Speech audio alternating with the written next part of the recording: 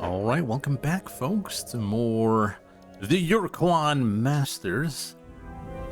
Last time we played, which was a while ago, we managed to get the what was it called?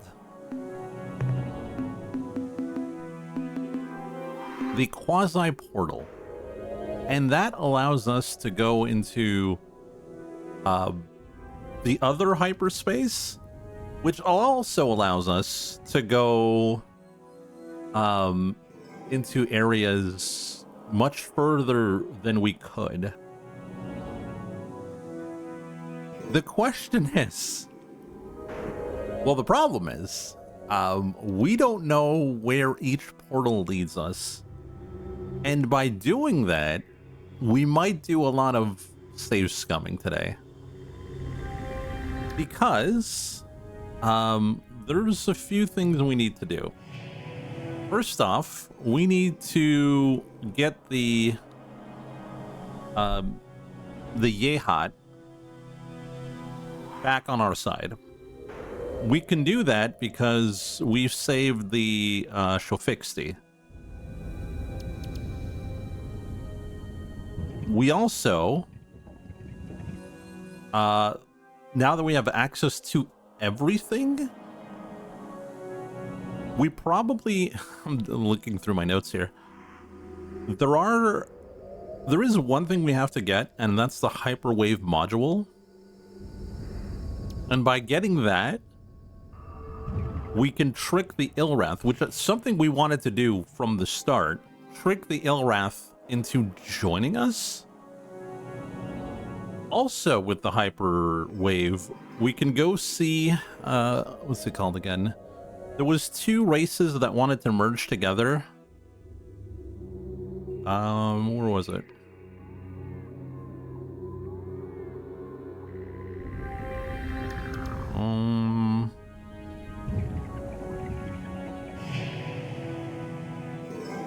Yes, the Chenjesu and the Murmur on the Procyon Planet 2. So we got a lot of things to do. So, yeah. Yeah, we found the maidens. We found the maidens, and now they have joined our fight against the Ur-Quan.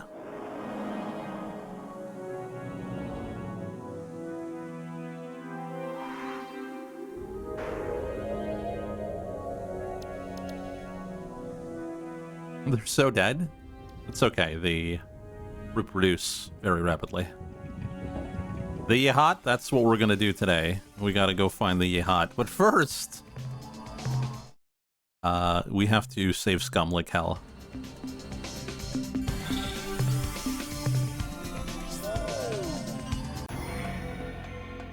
Alright. So in super space, or quasi-space, there are about 14 portals. 1, 2, 3, 4, 5, 6, 7, 8, 9, 10, 11, 12, 13, 14, 15, 16 portals. Each one of them can potentially send us somewhere.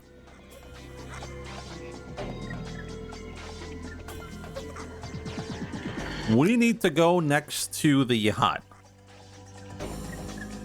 So I'm gonna try here. If it's not that, actually, I'm gonna save here. If it's not that, we reload.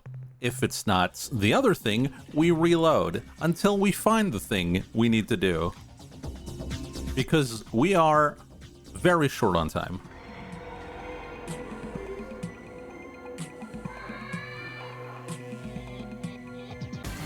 Oh, where are we? It's actually not too bad, but that's also right next to where we started. All right, wait.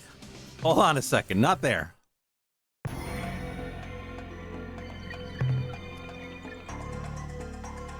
What about over here?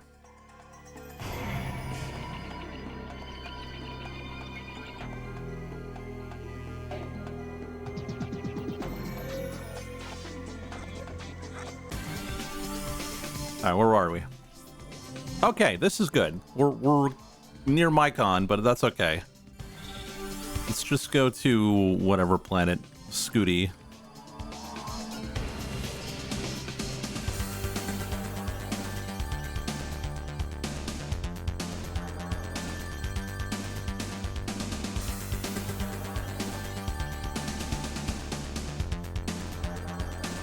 How am I doing? My throat is ravaged right now.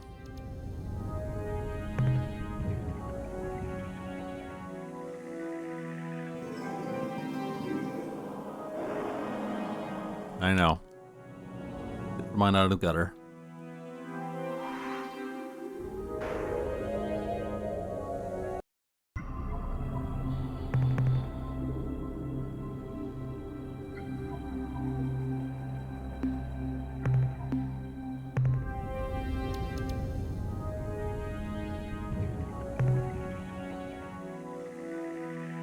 Where was the Yehat base? Did I have it in my notes?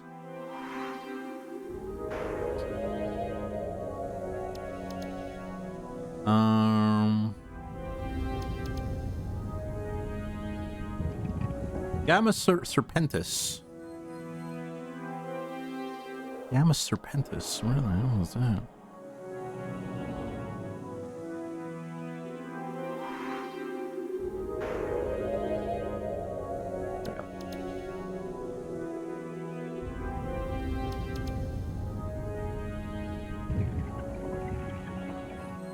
Currently on 4 medications.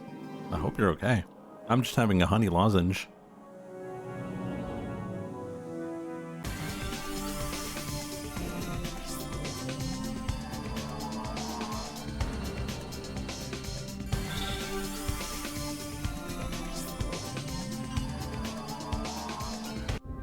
All right.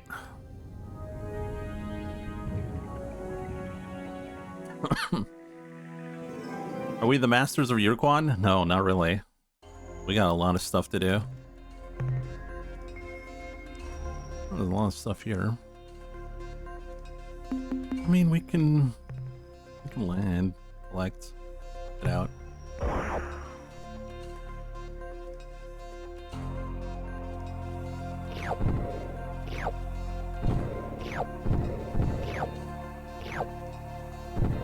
Slurp. Slurp. Slurp. Slurp. Slurp. Get out. Probably just a bad night with blood sugar chaos causing knock-on effects leading to an asthma attack. Oh, damn.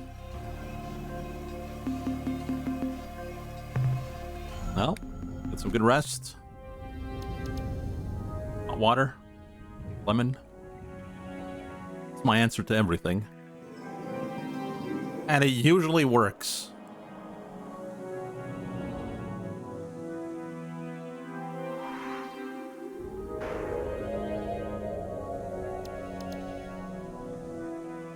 It's a Mass Effect.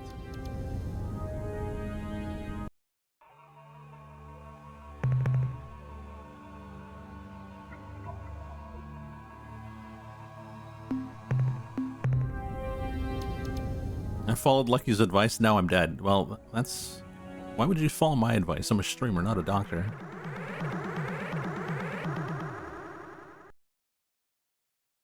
It is a shocking thing to see the return of the human renegade. One knows this will not be boding well with Her Majesty today. What has happened in the 20 years since our species last met? You're asking the words of a mindless child human. Here in the hall of the Queen's High Perch, ye shall not be finding the sympathies ye so vainly seek. There are none here but the nobles and battle masters of the Yehat clans. It is a sure thing that we will not be casting flower petals in your path of rebellion. Oh, really? Oh, shit. Oh, human, now you be thinking that ye shall slink away to commit some vile treason and dirty our Queen's good name. Isn't this true? Do not be answering, we know the truth. We will not let you pass. I guess I had to talk to the ships first. Oh, man. I don't want to kill you guys, so... Bye. Bye. Bye. Jesus.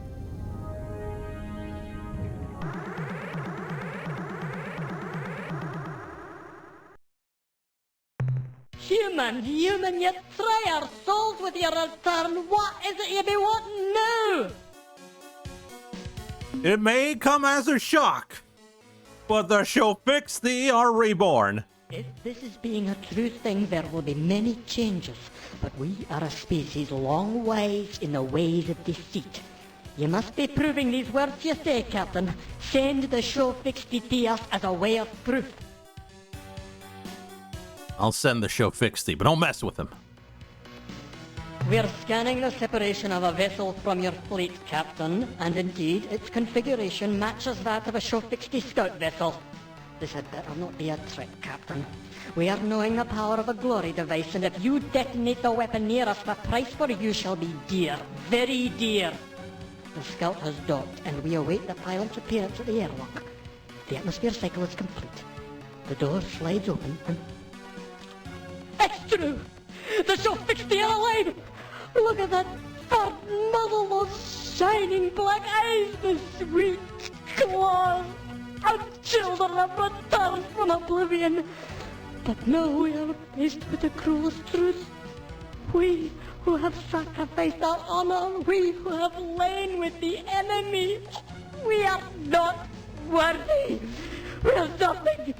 We are less than nothing. But wait, we're the Sparty. We're the Yeharts of the Starship Clans. We will not let this lie any longer. Listen, as I speak these words. If our queen makes the dishonorable command, then it is the queen who has no honor. And the dishonorable queen is no queen at all.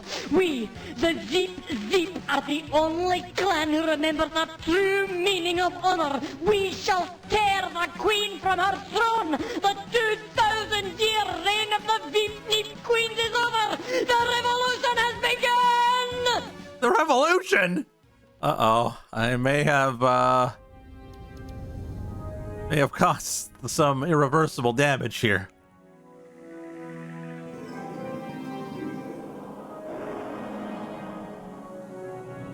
Well, I'm sure it'll be fine.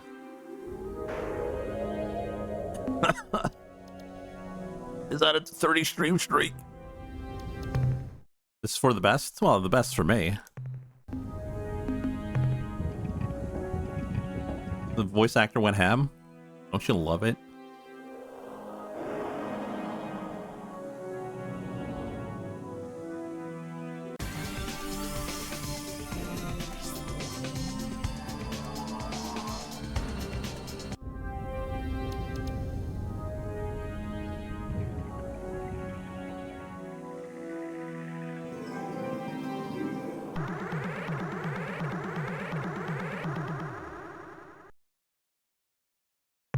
Human, you shall never be fully comprehending the damage you're doing now to our Yehat culture. For fully 2,000 years there's been peace between the clans, and now you have cast the ancient seed of dissension between our beaks. The bloody wars of ascension are renewed, and you are the cause, Captain. Oops. While the Zeep traitors may be your allies, Captain, I can be assuring you that we of the Veep Starship Clan are wanting nothing more dearly than your death. So how's the revolution going for you guys? Do not be worrying yourself, Captain. Victory is almost within our grasp. Gosh, I didn't want no revolution. I didn't mean no harm. Pain and suffering of this useless conflict are being nothing but a tragic waste of life. Congratulate yourself, Captain. The source of all this death and misery is yourself. Goodbye, royalist fool. Now ye must pay for your crimes, human. Oh no!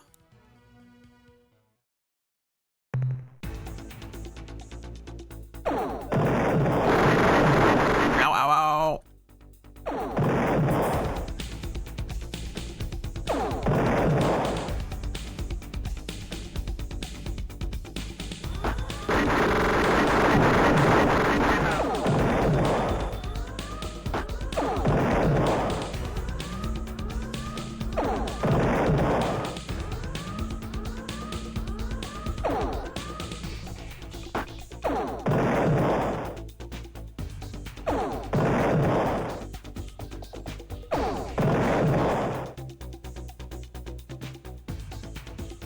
need better energy generation.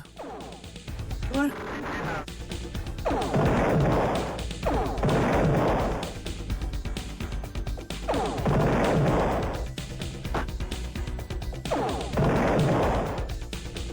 Maybe less cannons.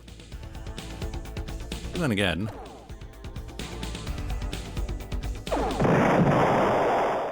Whoa! I'm not insta-killing because they put on Oh, I'm dead.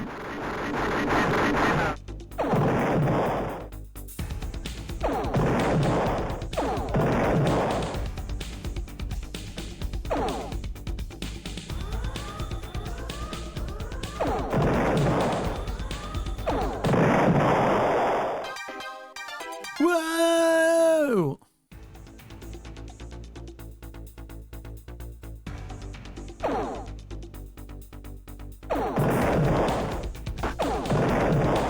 Are shields cheating? Yes.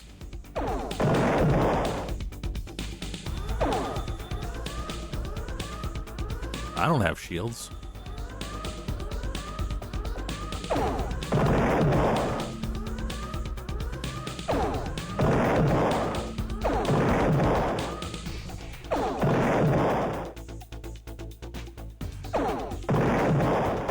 Oh no! I ran into the planet. Whoa!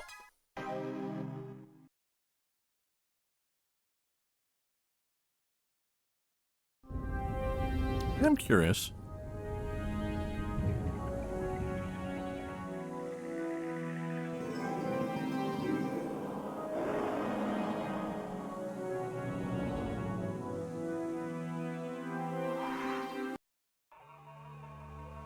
Oh.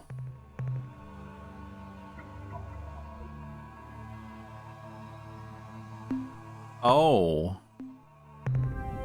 The planet's gone.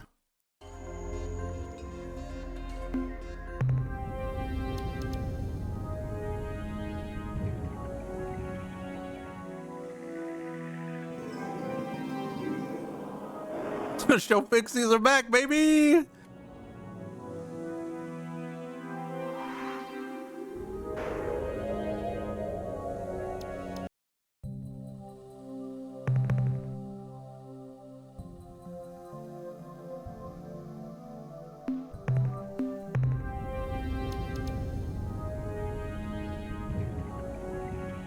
Okay, let's check out the star map then.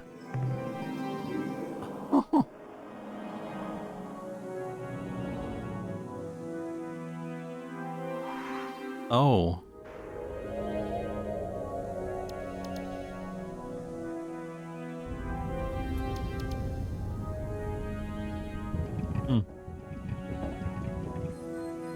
Really makes you think, doesn't it? We did the right thing. I don't know. Who's to say what's right or wrong? Who's to say, Brelix? Who's to say?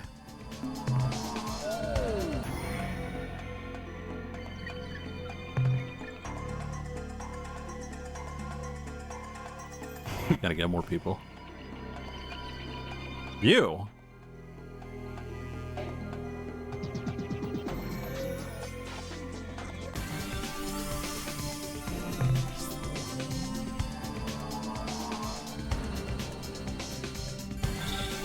And who made you the arbiter?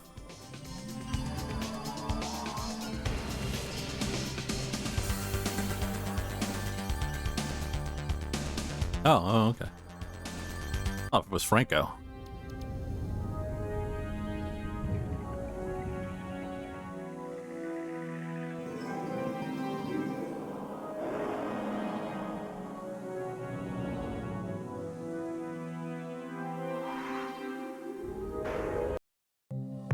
I hope the battle fares well, Captain. All about that, Commander. Not too much today, Captain. I hope you have better luck next time. Blow up an Ur-Quan for me, Captain. I'll try.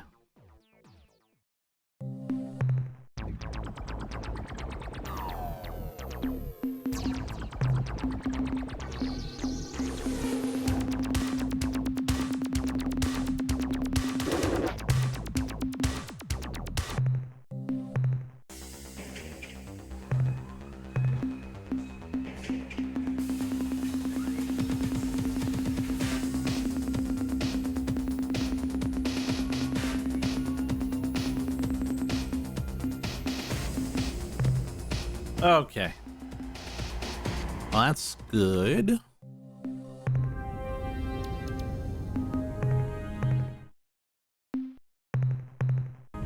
So what's the plan here? I want to go to Arcturus. Arcturus.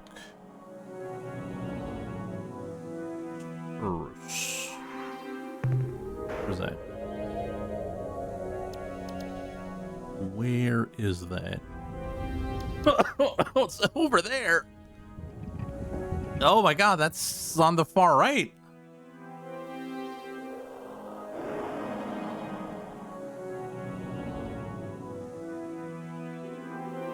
Okay. Okay.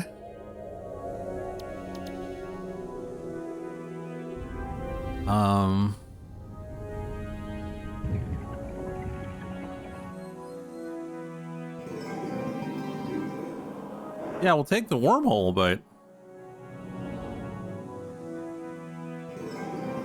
the problem is, you know which wormhole? Because I sure don't.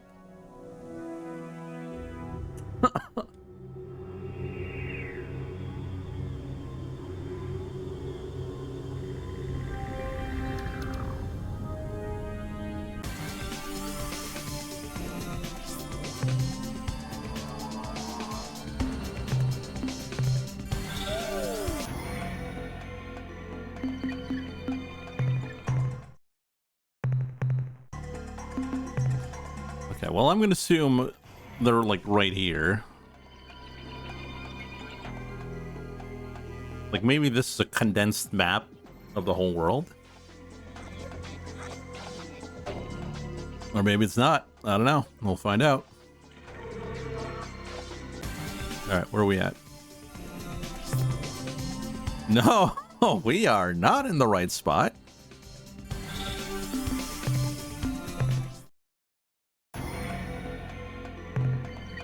Uh-huh.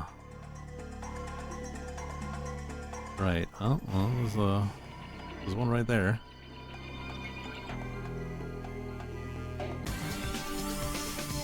And where are we at now?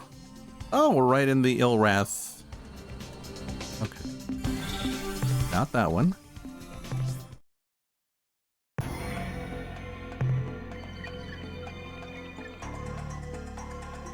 I could have made it a lot simpler. Why make it like this? Why make it like this?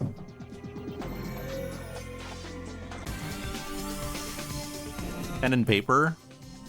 Do you know how many wormholes you have to write in?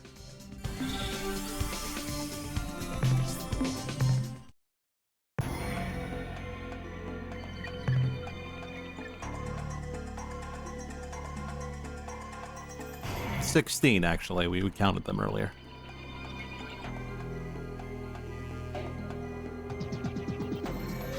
You don't know what this game is?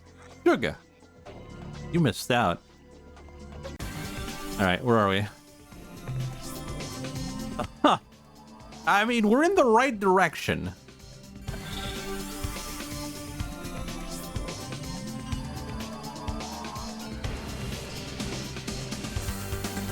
Far left portal, far mid left, or left to mid.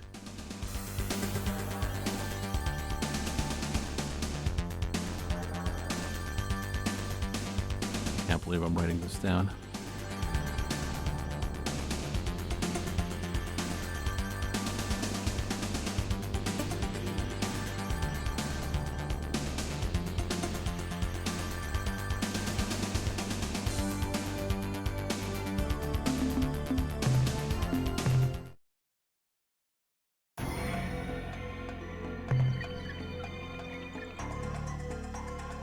Oh, actually, I can just do it like this.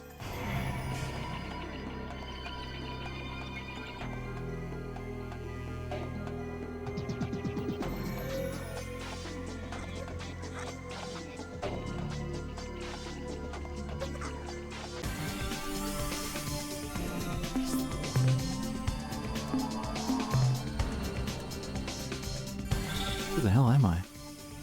Oh, we're right next to the snake, remember?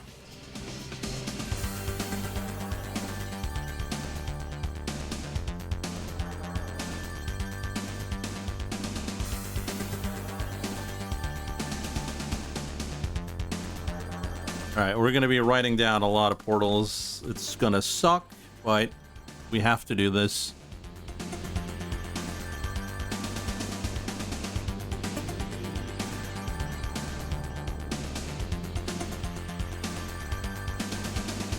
If we don't do this, we're just going to waste even more time, possibly.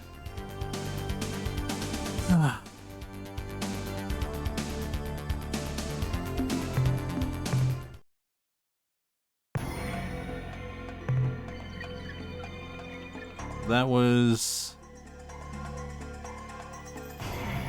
448, 504.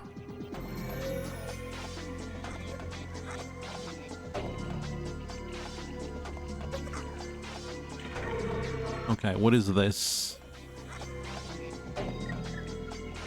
446. 514. Damn it.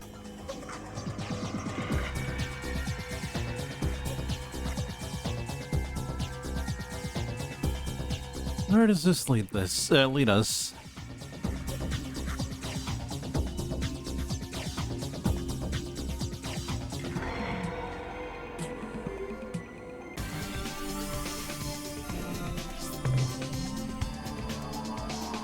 Okay, we're in Spathy space.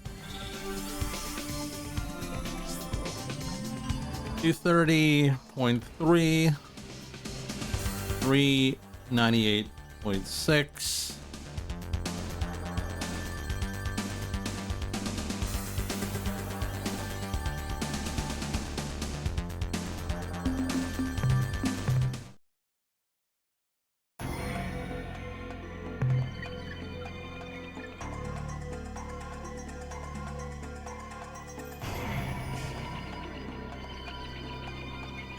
Wouldn't it be nice to put notes in-game?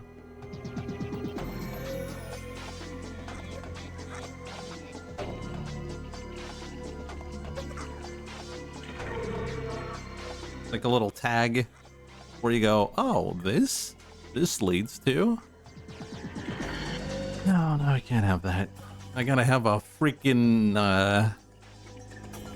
text file with like 7,000 words in it.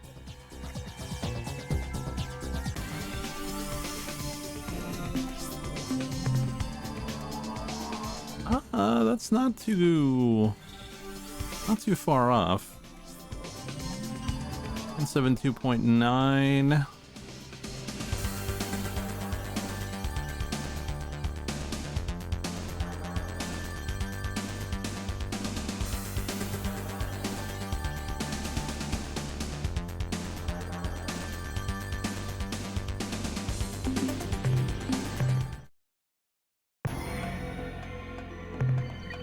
Okay.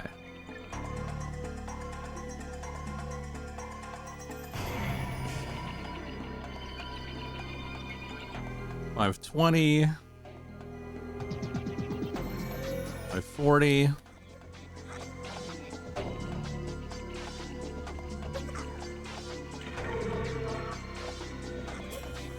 VOD watchers, skip to an hour from now.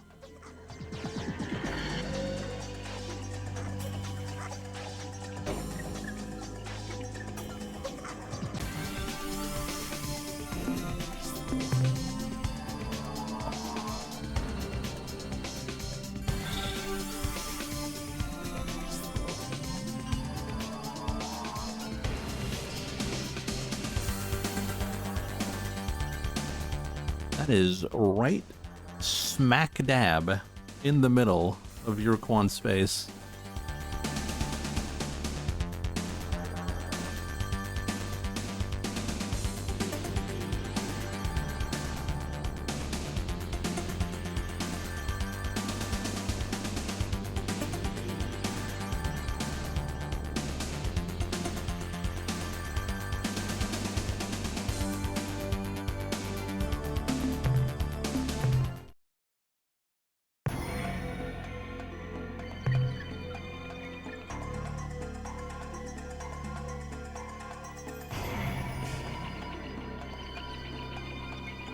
You only managed to destroy one race in all this time playing this game so far.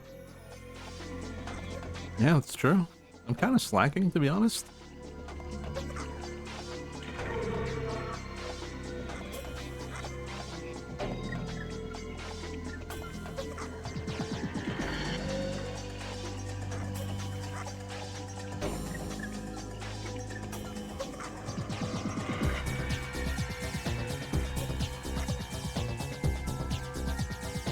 Glad we're in agreement. That was a lie. I was lying. Well, we're in this space. I don't know if we got anything to do here. But it's an area we haven't checked, so this could possibly be useful.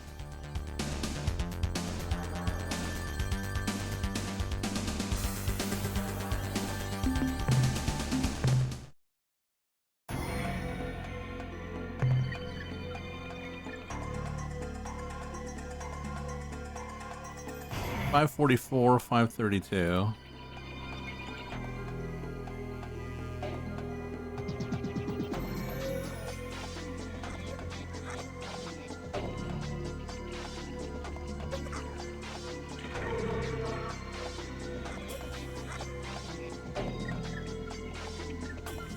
$544.0. 32.0.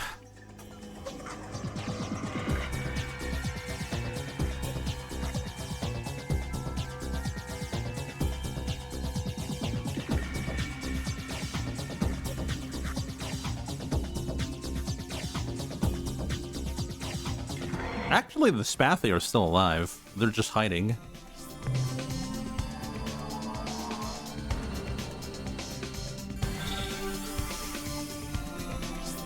And I think it was the Unga that said if we scare them enough, they might come out.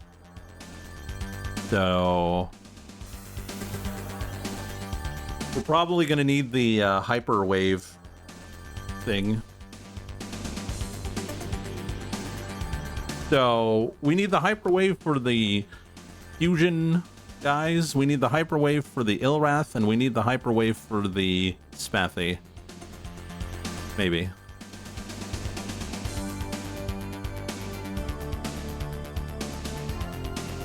Oh yeah, and we needed something. What was it? Like, we got 2 artifacts, we need a 3rd one, and we need to bring it to one race who wants to kill themselves.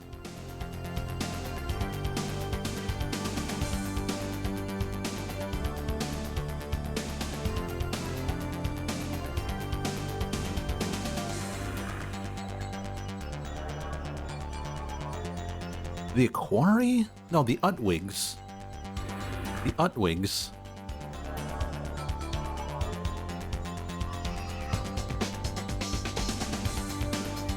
Now, if Weefo's still with us, he's right there. He's on the right.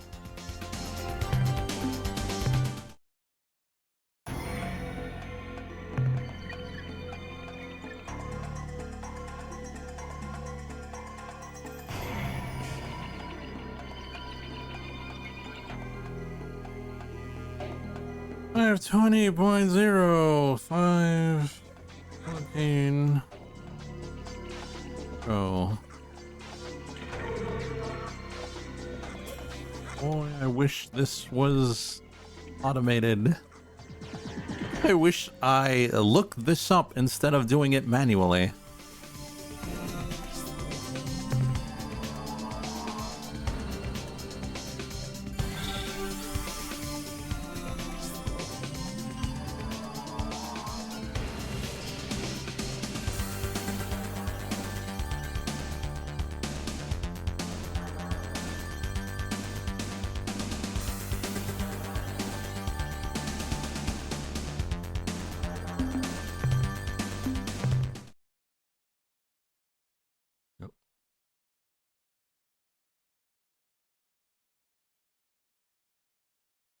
Okay.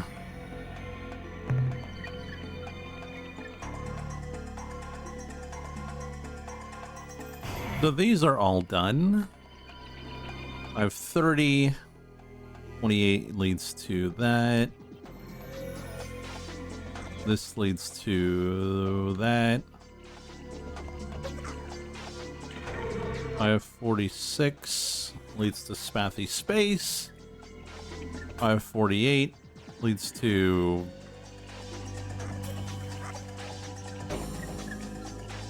up where the snake was. Okay, we haven't done this one. 5... 458. 0 and 492.0. There is one thing though. Once this is all done, then we can go wherever. Like legitimately.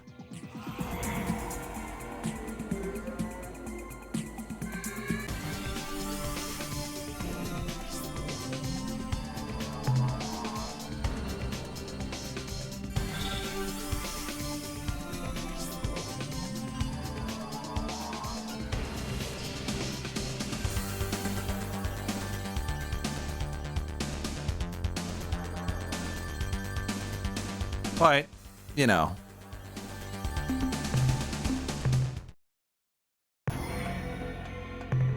It's not the most exciting thing, I know. I know. You don't have to tell me. No, don't tell me. I know. What did I say? I know.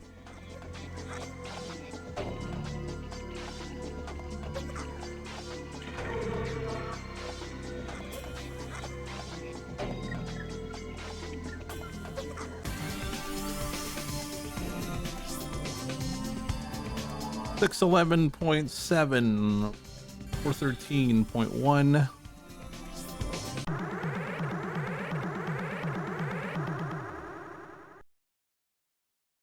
Oh. What? A human in a precursor service vehicle? How did you escape the slave shield, human? Or are you a rogue? Hold on. What you're doing to us is wrong. Why do you do this? Alien, you have spoken words, and you have spoken them rightly. We will tell you our reasons why we enslave all other sentient life. We evolved on a hostile world, the descendants of solitary hunters. In those ancient days, there was no Korra or Kazertsa, only the Ur-Quan. We explored our world. No. I don't want to know. I don't want to know this. We're not saving this. Launch fighters.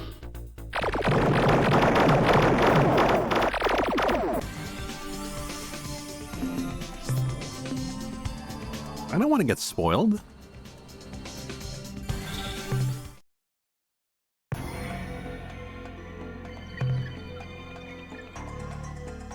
So those were the words of power that the Arilu told us.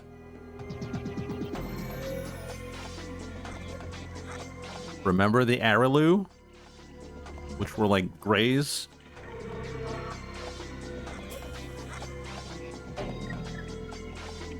No. Say it properly. Yeah, the Arilu. No, not Arilulelo. It's Lollylulelo. What are you talking about? Lollylulelo.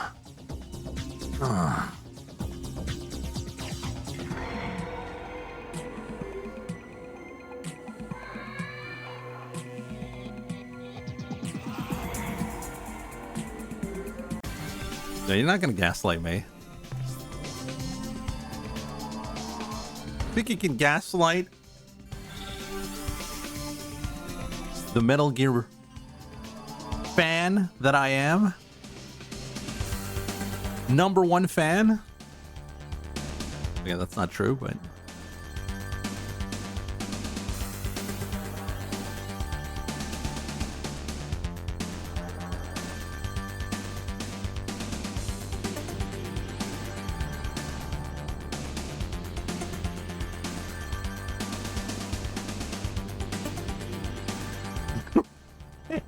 you're racist. How does that even work?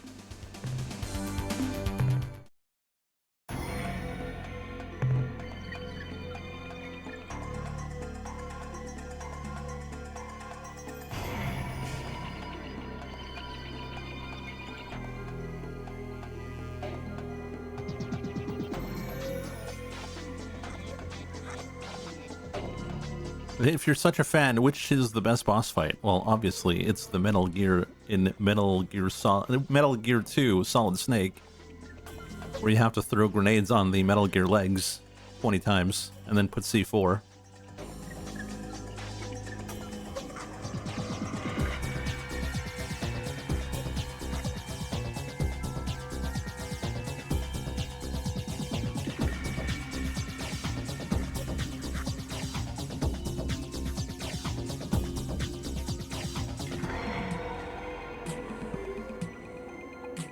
It's a Running Man.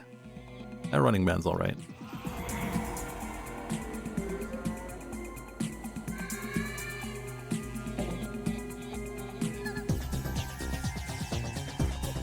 When are we playing Metal Gear 5? Well, we kind of need to play Metal Gear 3, 4, and then 5. And then Metal Gear the zombie game. Isn't there a zombie game?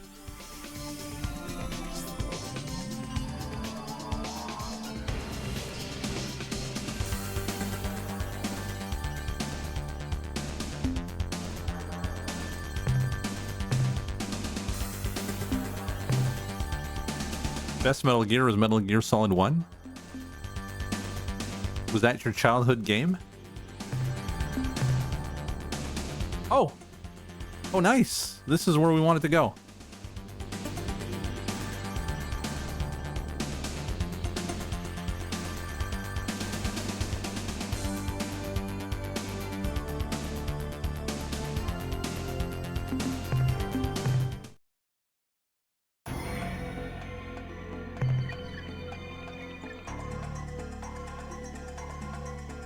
Nine 476.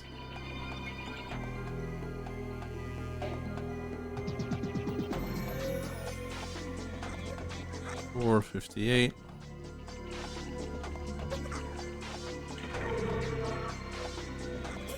Naturally, the last wormhole is the one he wants to go. We still got 4 wormholes to do. What are you talking about? What is this guy talking about?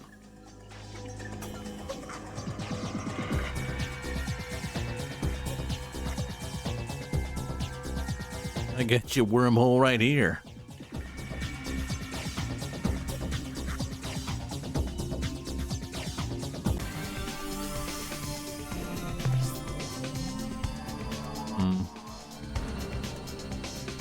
Right.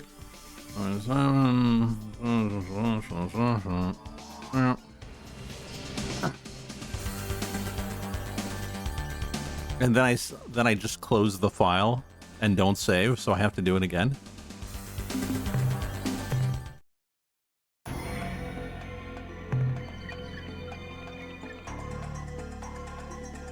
I'd laugh. Why? Do you laugh at the misfortune of others? That's not very nice.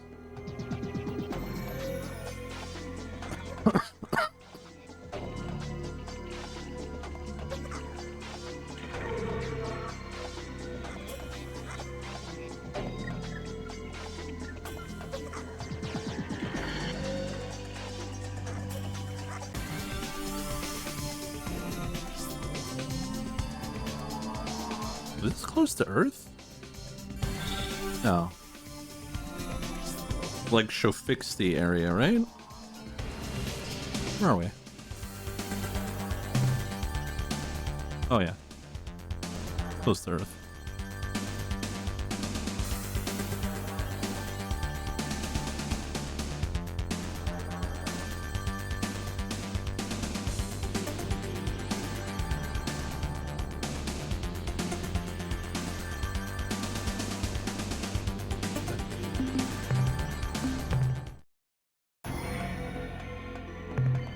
Alright, 2 more to go.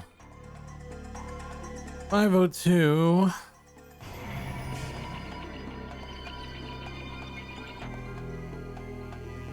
460.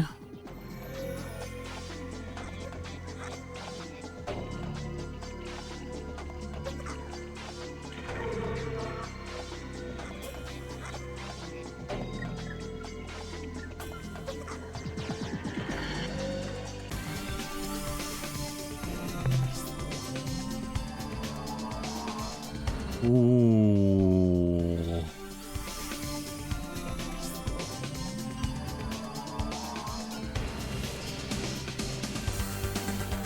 Maybe we can save the zoo fat.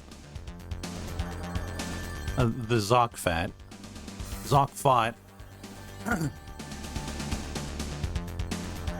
We could try. I mean, I'll give it a spin. 317.4 491 1.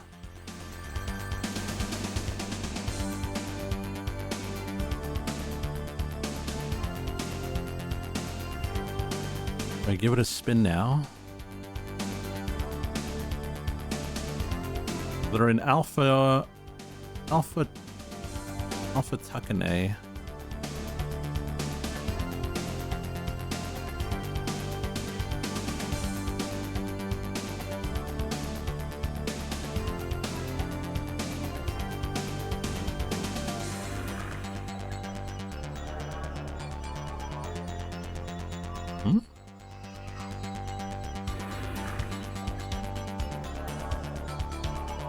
Unless they're not there anymore. Okay, no, they're still there. Is that a streak?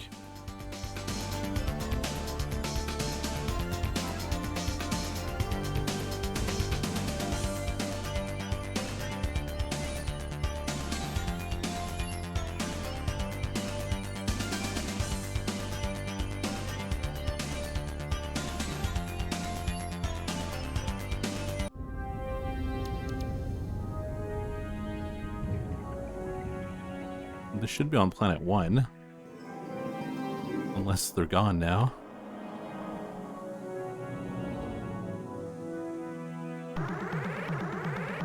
Nope.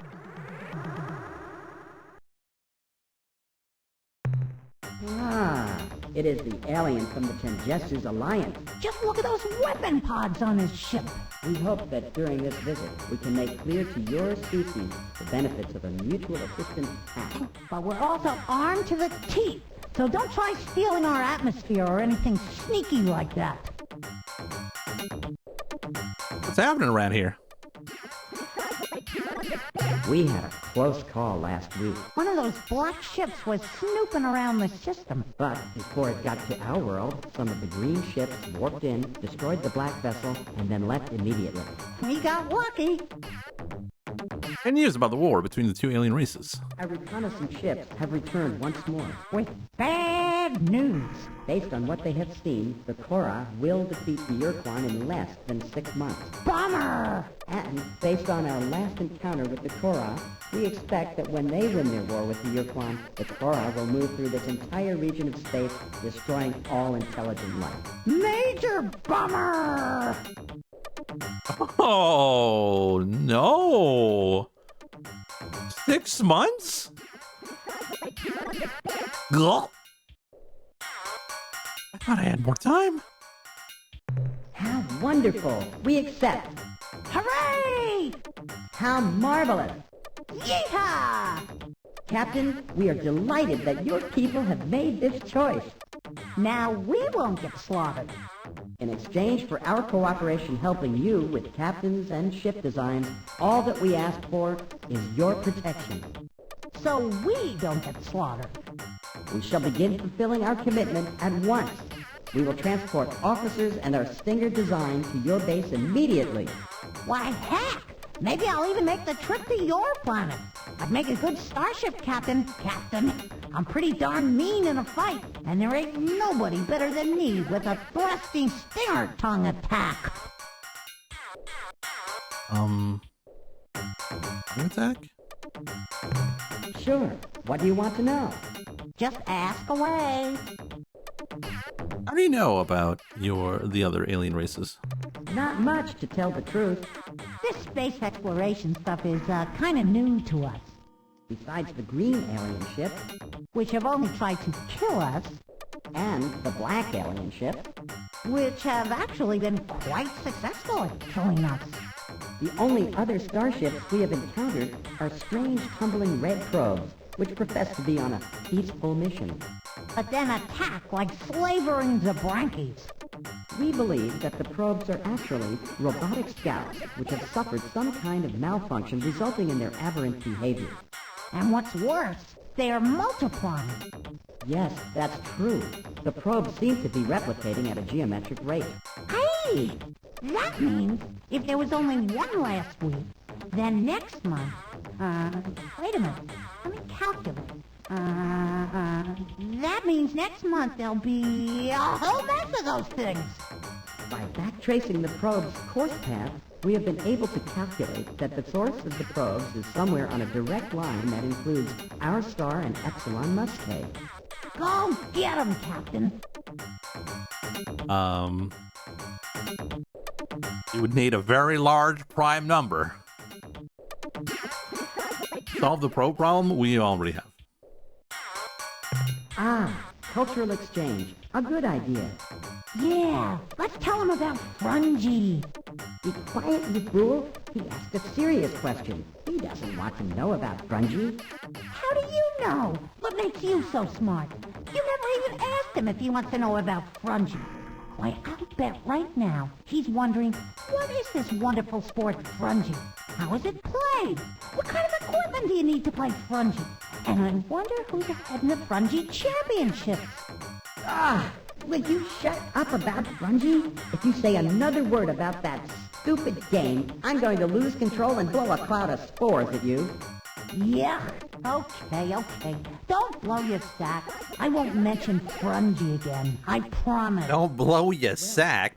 As you can probably see, our culture's predominant trait, its greatest strength and weakness, is the diverse interactions between Zok, Bot, and Fick. Frungy!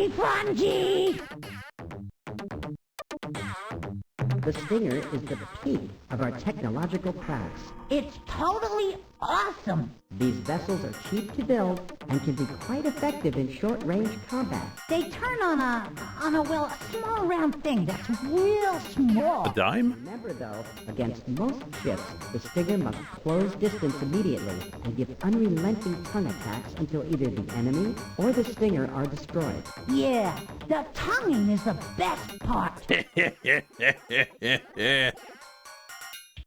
When are you gonna stream Frungy? It's overrated.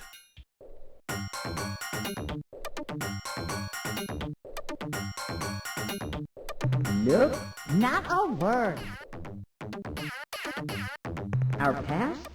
Quite a broad topic for this short conversation, but we'll share a key piece of our history with you. After we killed off the last Zabranki, we faced an interesting question. Should we proceed and establish a culture which would advance in art, technology, and social sophistication? Or should we just go back into the forest and kick back and enjoy ourselves, knowing that a Zabranki wasn't going to jump out of the bush and eat us? Well, we did go back into the forest. We stayed there for about 5,000 years and had a great time. Then, one stormy day, a Zok, a Fox, and a Pit were walking up a steep path. They went into a bar? Good to eat, when a bolt of lightning struck nearby. With a huge flash of light, the bolt of energy carved a strangely shaped chunk of granite out of a cliff. It was a disc with a hole in the middle. As the rock began to roll down the hill, toward the three terrified beings, some dry grass got caught in its hole. And since the rock was still hot, the grass caught on fire. When the rock finally got to the Zok, the Fox, and the Pit, they simultaneously discovered the wheel, fire, and religion, thus catapulting them on the road. Damn. Which has led us to this day, Captain. Oh, How did the flaming Crazy. wheel give religion to our culture, you ask? I will explain. You see, when it got to the threesome, the flaming wheel was going at a pretty good clip, and it ran smack into the Zoc, killing him. The fart and the pit felt so bad. They really liked that Zoc. That they decided the Zoc hadn't really died when the wheel flattened him. He had just gone to a better place. Presumably one without lethal flaming wheels. Okay. Anything else? Nah, I'm good. Goodbye, Captain. Goodbye. Take care. See you later. Have a good one. Adios.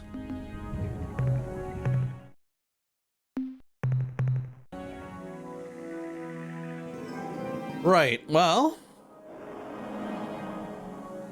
we still haven't finished our portals though. Can I go into the portal now, or do I have to be in hyperspace? Yeah, I gotta be in hyper. I gotta be in hyperspace.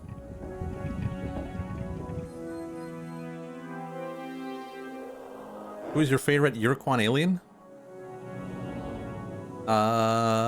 The show fixie.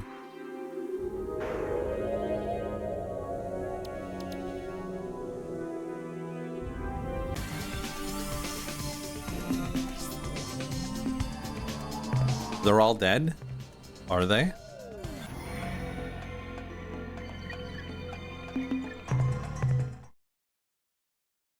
Are they really, Brelix?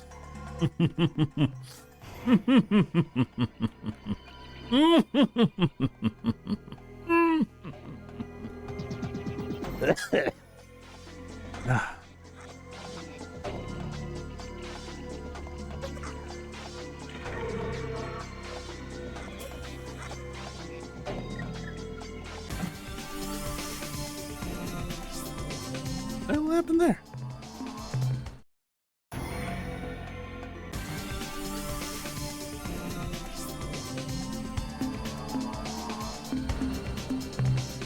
Hello?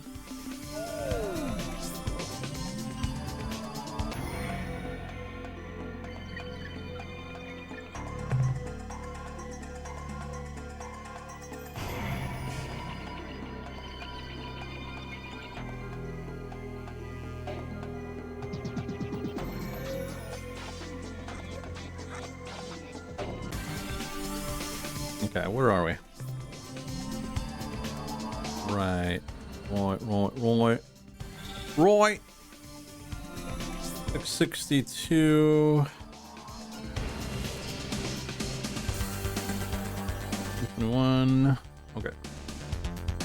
Okay.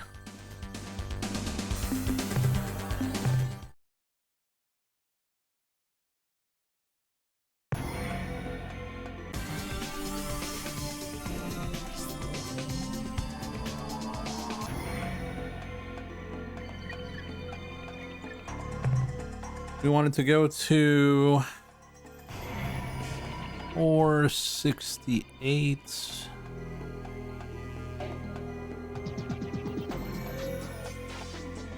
That one.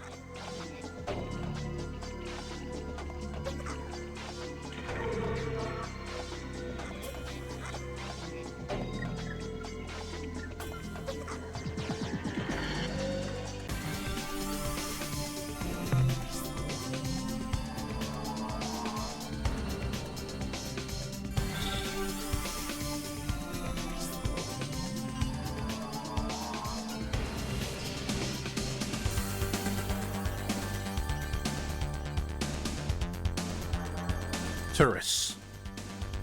Arcturus?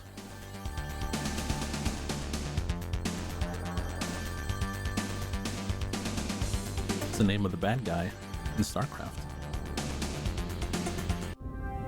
You think it was based on Star Control?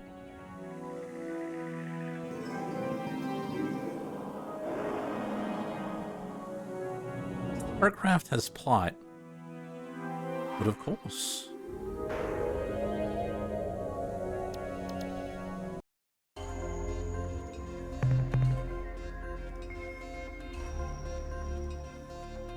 Alright, let's go check out that energy sign.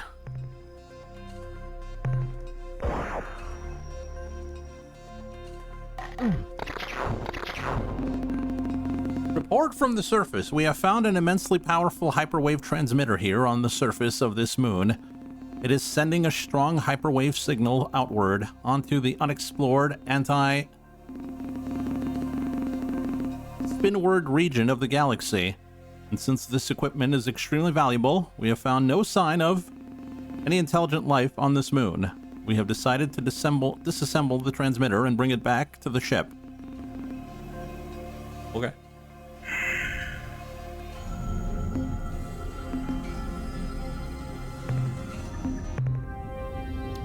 Okay. We got what we wanted. Now what?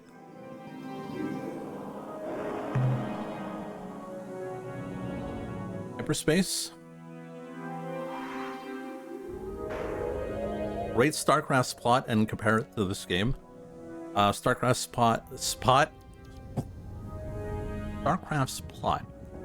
is 10 out of 10. Best game.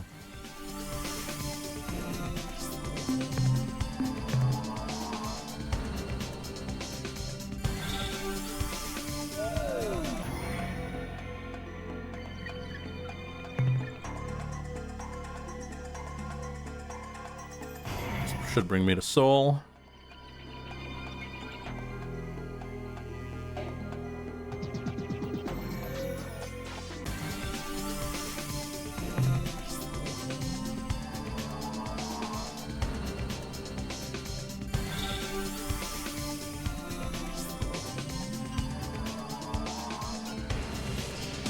The only thing I'm worried about is the fact that they said the Ur-Quan have about 6 months to live.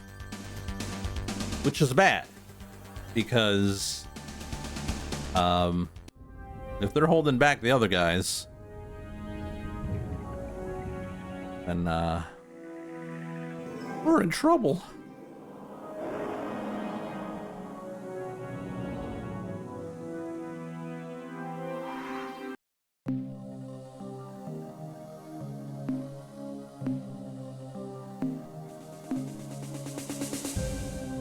Korra are the good guys. I am at your disposal, Captain. Before we go on, I have something important to tell you. It would appear your diplomatic efforts have struck gold, Captain. We've been contacted by a race called the Zok-Fat-Pik, who wish to fulfill their part of the unification, something you have arranged with them, I gather. They have sent us specifications for the Stinger-class attack vessels, as well as a large number of Zok-Fat-Pik commanding officers. You're doing a fine job, Captain. The analysis reads as follows. Subject, hyperwave broadcaster, unknown design. Data, this technology is new to us, but though a bit primitive by Alliance standards, is capable of generating a very strong signal. Summary, should you wish to call someone in hyperspace or send a message through a mile of steel, this baby will do just fine. That's the end of our scientist's report. Oh. Okay. Blow up an Ur-Quan for me, Captain. Calm down, all right? I'm doing what I can. Jesus.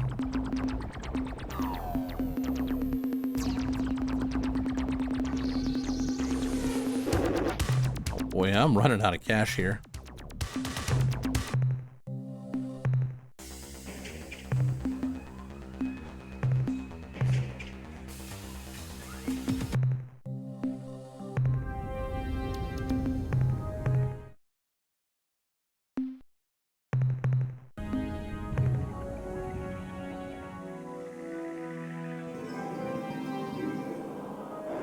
Now, I want to go... What was the planet where the...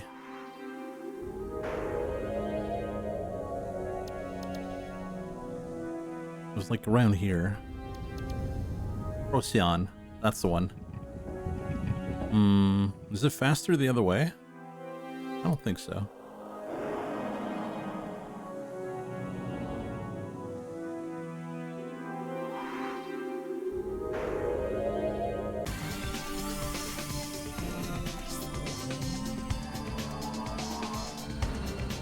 And I also want to talk to the Ilrath. And then I gotta go talk to the Spathy.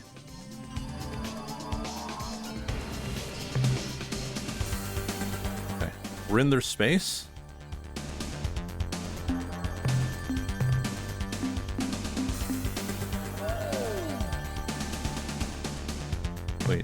that what it is? What did I do?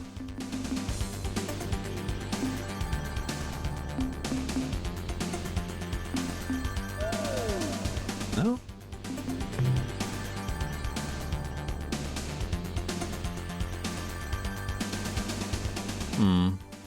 Well, that's strange. I thought this is what you had to do.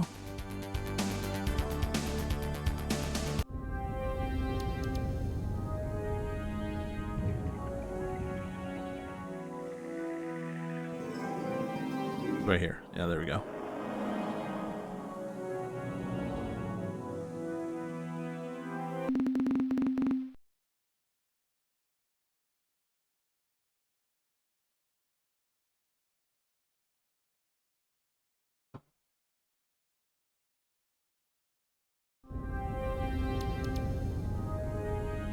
Wait, what was that?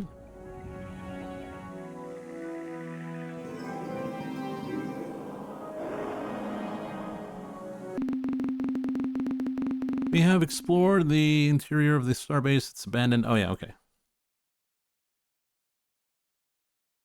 You could open a wormhole between where you live and another city. Which city would it be?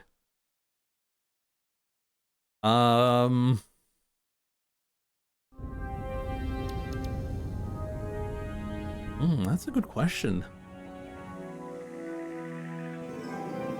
I mean, probably somewhere that's far away. Do I go with the weeb answer and say Japan? Yo. We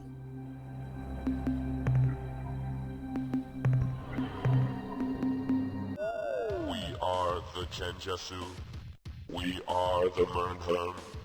We do not understand how you have penetrated the slave shield or why, but in doing so you have interrupted the process. Explain this intrusion.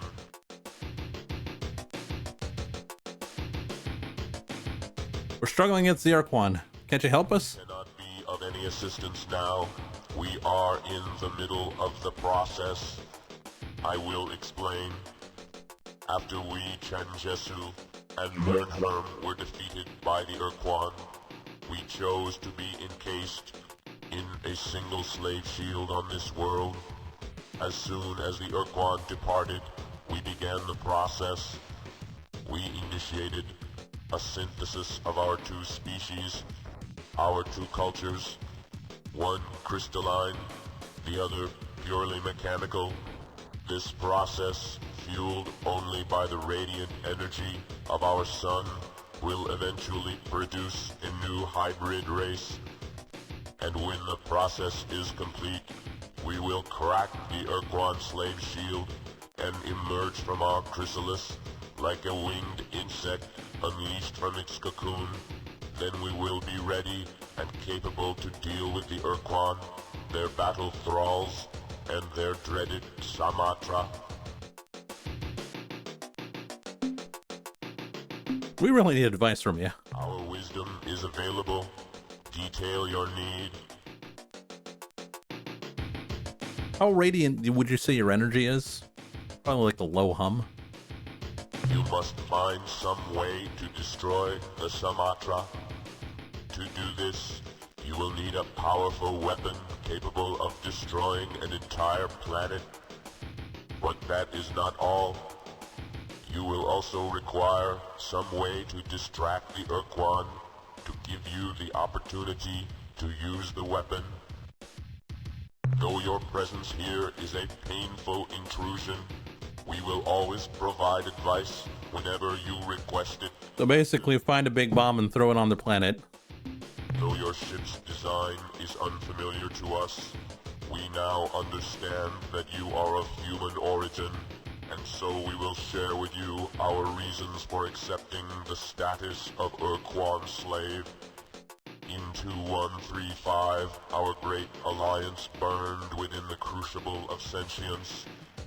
Though our fleets of armed starships held back the hierarchy's grotesque armada for many years, in the end, the Ur-Quan unleashed a power upon us that was so overwhelming, we knew we would be annihilated if we did not submit. This unstoppable power This ultimate weapon was a huge starship, an unstoppable battle platform built by the precursors in the ancient past. Your vessel shares some similarities in design to the Ur-Quan's battle platform, which they call Samatra, meaning Great Trophy. The Samatra was many times larger than your ship and bore weapons and defensive systems that made it invulnerable to all of our technology. Damn. It remains a mystery to us why the Ur-Quan fought us for so long without using the Samatra. But when they finally brought the ship into combat, the Samatra incinerated our finest brood home vessels from 10 times our own ship's weapon range. We had no choices beyond submission or devastation. Before the Ur-Quan arrived to accept our surrender, we sent one last message to your people. A message suggesting that your species do as we Changesu and Mernherm plan to do. We would accept the Ur-Quan's demands and become slaves until such a time as we found a way to destroy or neutralize the Samatra. Is it just Mass Effect? Kinda, yeah. The complete synthetic hybridization of the Changesu and the Mernherm species will require approximately 35 of your Earth years. Damn. This Too long. extended duration is necessary because our synthesis mechanisms are dependent exclusively on the light of our sun for energy. What if we can find a way to get you more energy? What you describe is theoretically possible, but it would pose a great danger to us. The process must be executed as planned, or it may fail catastrophically. We would be destroyed. Goodbye, once and future ally, human. When the process is complete and we emerge from our chrysalis, I shall tell your grandchildren of our conversation this day. I don't know. I don't know, buddy. Alright.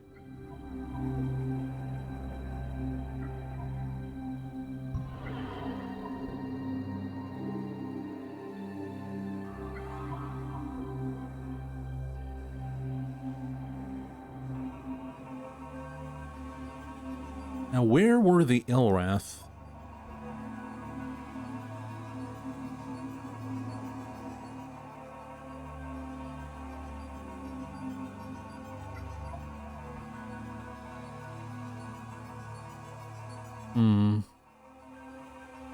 I don't think I have the Ilrath in my notes. Shit.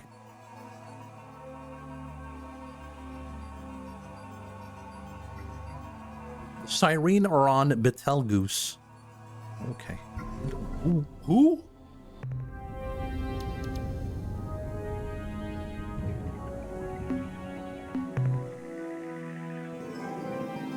Where's Betelgeuse?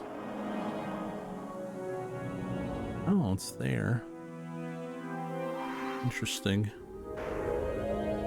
No, I don't know where the Ilrath are. They could be on Mizar. I'm taking a chance.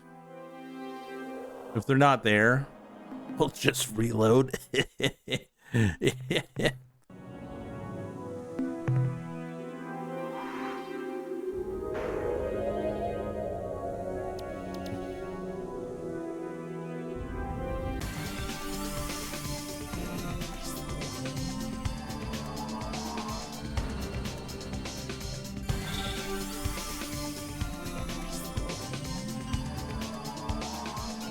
Stop safes coming.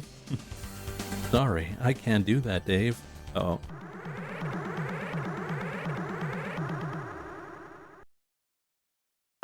What is it? Human. It has been so long since I have seen a human die. We will bet on how many parts we can remove before it stops making noise. Now, you spaceship captain, begin the expedient transfer of all human crew so that we may waste no time.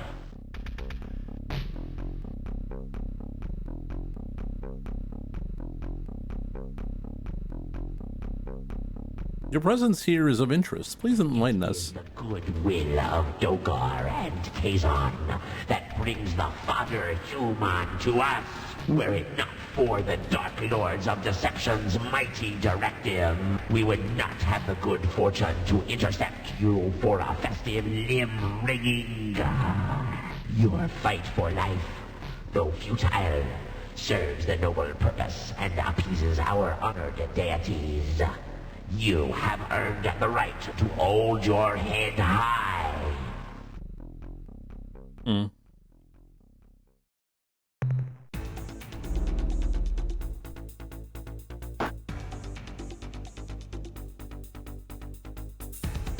How do I have 151 dudes?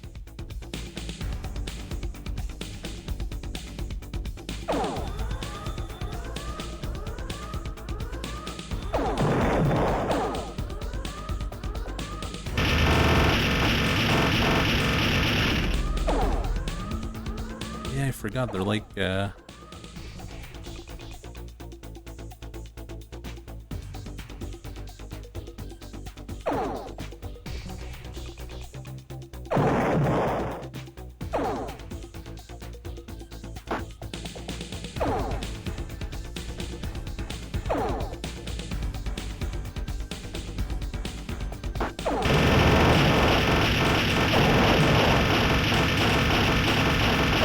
oh my god.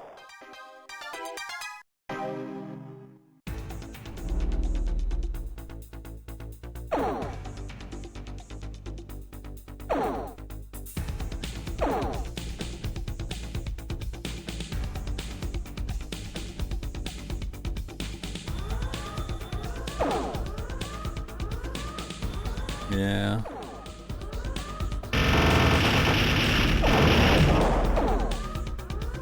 We'd have to get, like, close enough.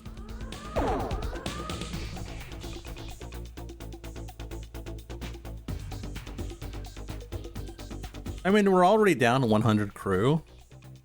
Doesn't really matter, though, because... Oh, jeez. If they're not on the planet, we're just gonna reload. I mean, if we reach it. There's a good chance we don't.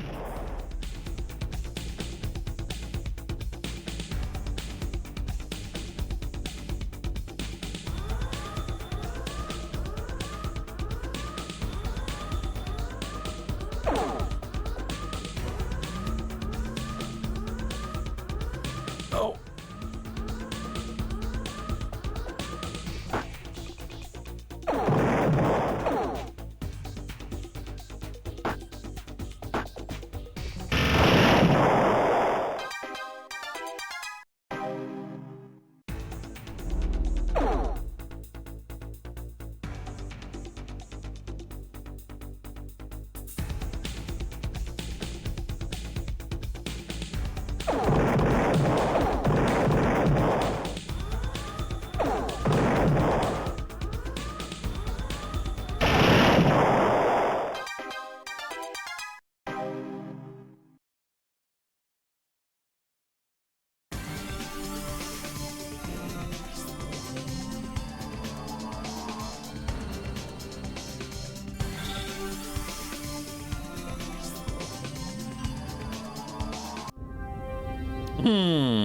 This probably ain't their home planet.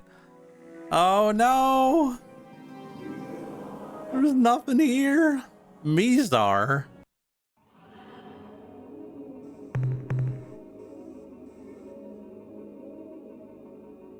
Broke ass planet. Alright, well. I said if we didn't find anything. Okay. Well, what's the plan here then?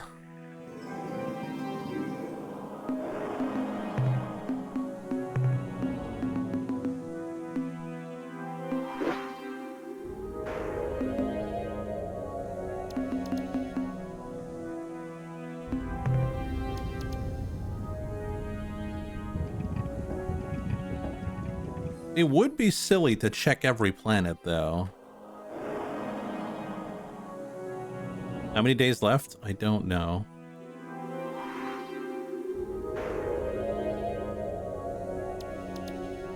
Would it? Yeah, it would probably be silly. Alright, let's go see the Druge Zeta Parse.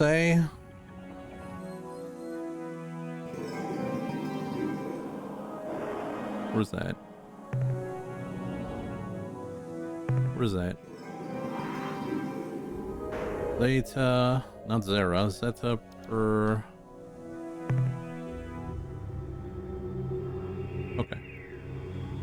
940. What do we have on 940?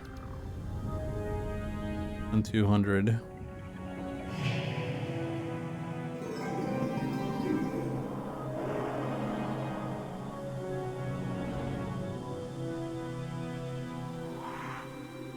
We got close enough. We got 972, 13, 313.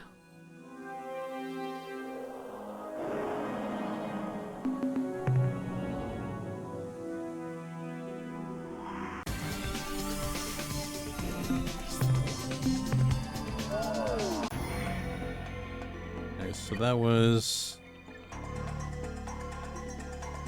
488.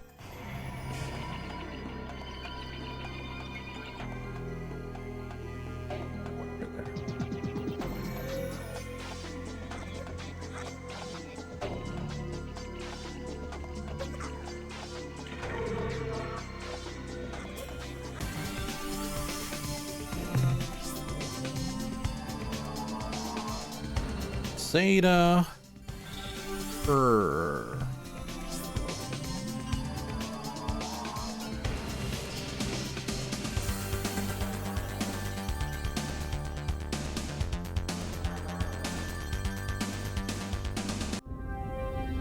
Ooh.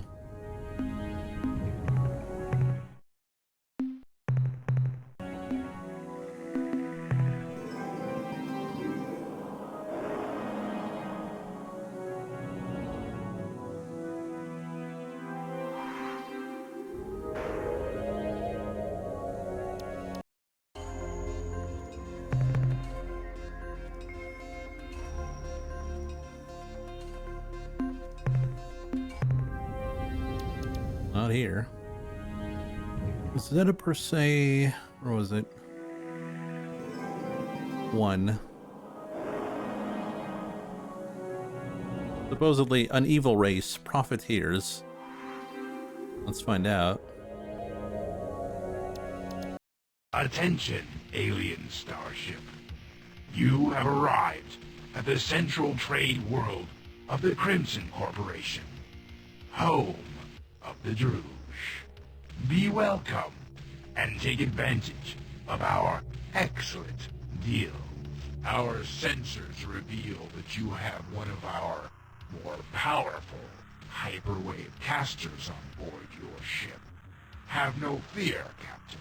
It was abandoned on the Bervixi moon, and by our law, it belongs to you. However, we are fond of the device and wish to regain it through trade. Give us the caster, and we will give you all the fuel your ship can hold. We note you possess the Vortex Spawner. In exchange for the simple device, we will give you 3 Molar starships, and fill your fuel tanks at no extra charge.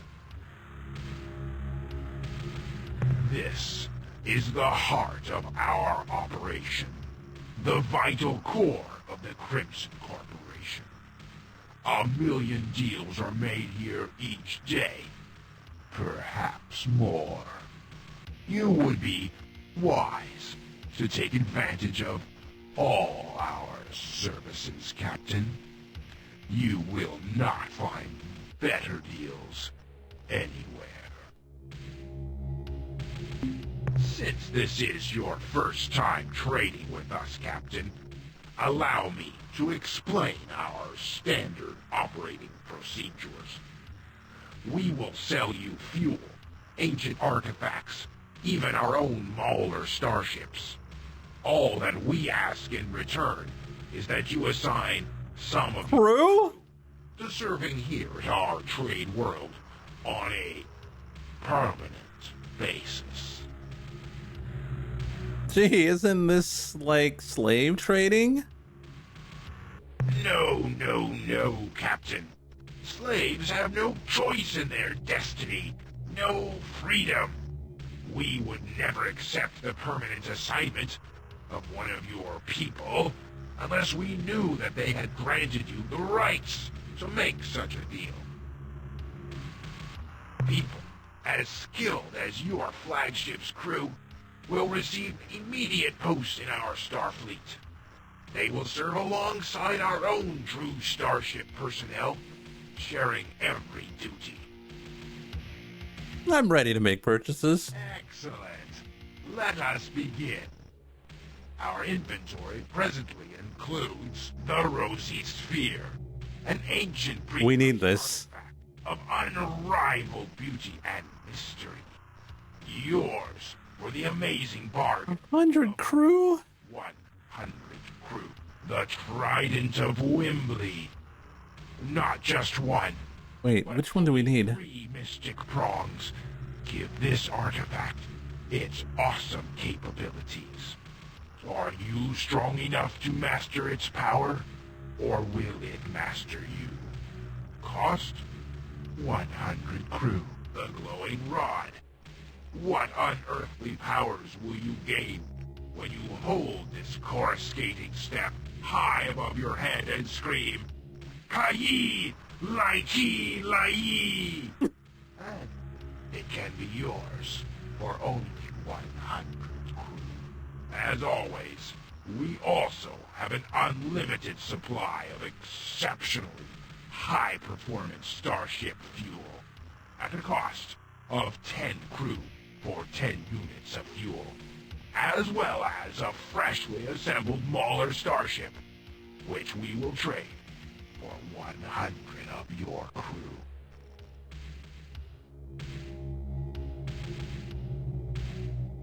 All right, I gotta look at my notes. I need the Rosy Sphere. I have the Aqua Helix.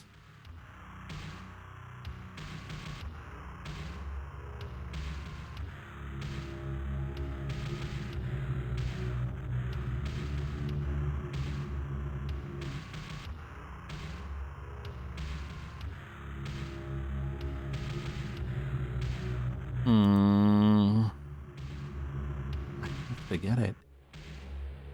And then we go see the wig in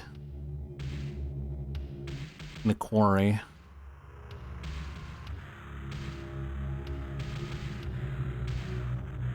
We don't have a choice.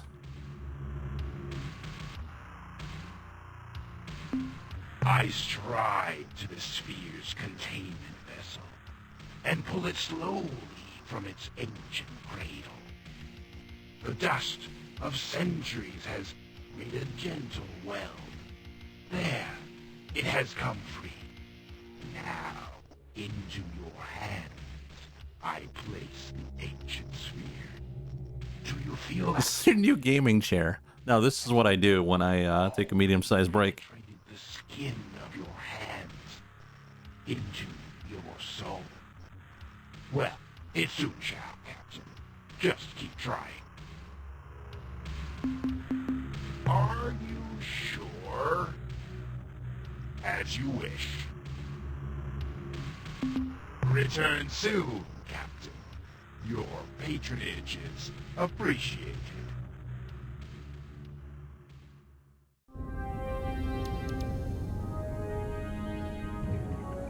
There was another way to acquire it. We don't have time.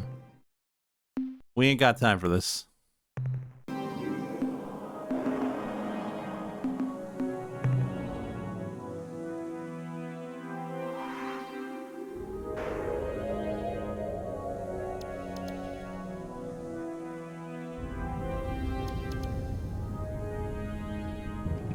Do you think if we had time, I'd do stuff like this? No. We don't got time. Presumably. Maybe we do have time. Maybe I'm freaking out for nothing.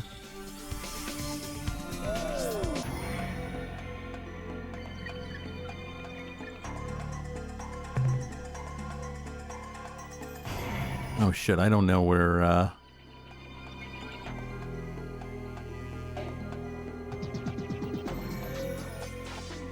don't know where the Utwigs are. Where is a quarry?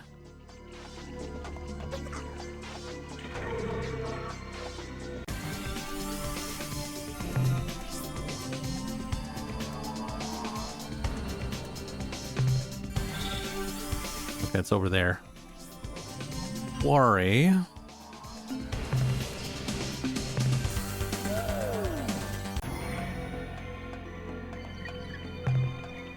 Let's look at our... It was like mid...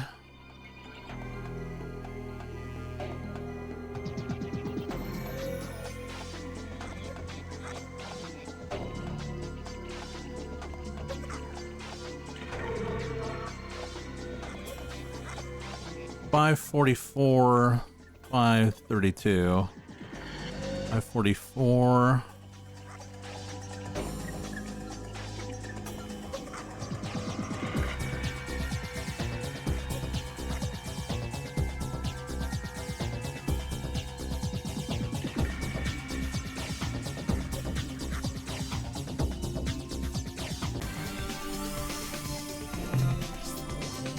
Hope I don't have to fight anyone. Oh.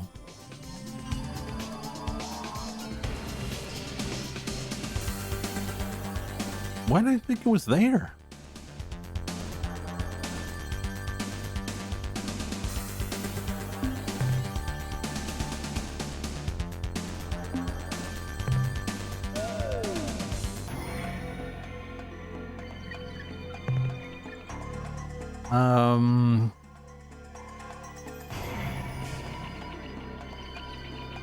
Probably 530, 528.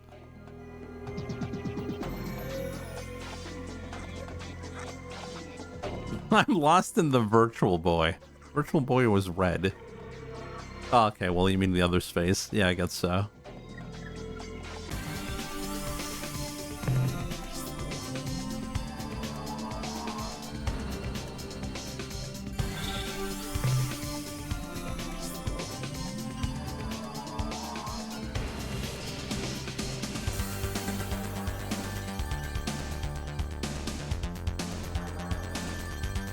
I don't know how much time I have left.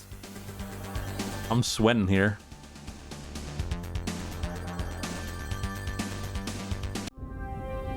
Oh. New ship?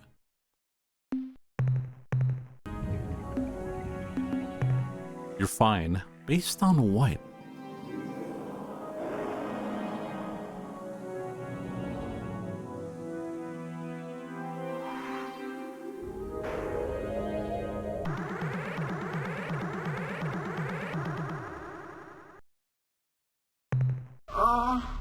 I suppose, as a courtesy, I should extend an appropriate greeting. On behalf of the Utwig Proctors, I truly hope, for your sake, that your day has been better than ours. Jesus. Although this really isn't saying that much.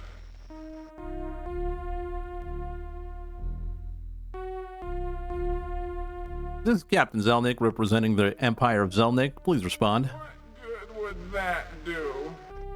I mean, why should we? Oh, we found relics. Wondering if it was a cruel twist of fate or simply a serious case of butterfingery. The lifetimes that have been spent in the pursuit of the elusive answer to this deceptively simple question has driven many of us down the dark road of self-destruction. Indeed, even as these words strike the ears of any who care to listen, the real question is, does it matter? I cannot say I wallow in a quandary unable to determine what better atones for my part of the great sin. Should I engage in slow and painful self-termination? Should I commit myself to a long life of painful self-flagellation? Should I throw myself with enthusiastic verve at the problem of collective annihilation? I do not know. Even now, my mind writhes in anguish of indecision, lest the outcome be inadequate. Could we just leave? I detect that recent events have not gone your way. Why don't you start at the beginning? All right, I'll try. But you know, it really doesn't matter. After all, we have a famous bootwig saying, when one loses the reason for existence, one tends to get less motivated. This goes hand in hand with the painfully appropriate credo, we broke it, so we are paying for it. Of course, this isn't really accurate. The situation is so much more hideous. Imagine, if you can, holding within your hands the answer, only to have it taunt you with its former potential. Ah, cruel irony. The loss of the Ur-Quan grieves us all. Is this lucky after the Habs got eliminated? Yes. Bah! It doesn't matter. Besides being of no concern to you, I find discussion of this matter, well, distasteful. The Ur-Quan was not the only thing which assures total and complete meaning of life for you and I. It is universal. I'm sure that you two are aware of this thing, if only in legend. It granted us all limitless power and knowledge. It has been since, well, rendered inoperative.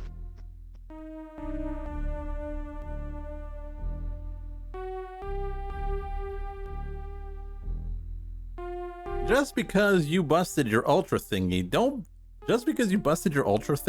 be a bunch of crybabies. Sniff, that reminds me when my pet dog, Splib, ran in front of a rock chipper. You are kind. If we could wield the Ur-Quan to resurrect your Splib, we would. But I suddenly am overcome with waves of depression. I must retire now to perform rituals of anguish. Waves of trauma wash across my being even now. I must go.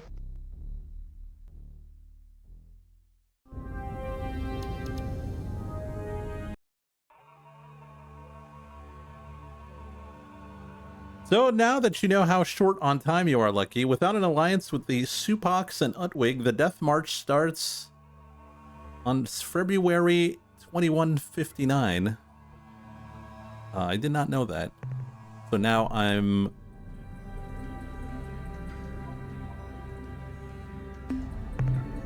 very stressed out.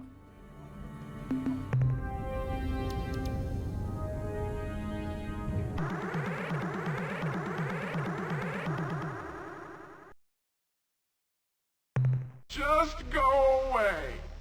Leave us to ponder our grief. We know nothing of this species that you mentioned. However, while we are on the subject of evil and powerful species, we have encountered a particularly gruesome race that seems to come from the direction of Arcturus. When we hailed them, they responded with mighty weapons that sent our delegation to their deaths. Lucky fools. The aliens' dark, crusty battleships are capable of guiding spinning mines into almost any location. And should an enemy get too close, a fiery corona emerges to inflict fearsome damage. In our skirmishes with the race who called themselves the Core, we found that by using our own shielding capability, we could sweep through the mines, absorb the corona, and then get close enough to the dark ships to give a lick of our own. In truth, however, they are very powerful and ruthless. When the Ur-Quan started to press toward our home world, we thought that our deserved punishment was being administered. But then, a mystery? They suddenly became disinterested and veered away. Bah, confounding frustration. With the Ur-Quan, I could speak knowledgeably on this subject. To have this quality torn from our grasp emphasizes how meaningless our existence really is. This lack of meaning is what drives my species to the serious contemplation of a quick end. Yes, that is really a pity. What more do you know about the Ur-Quan?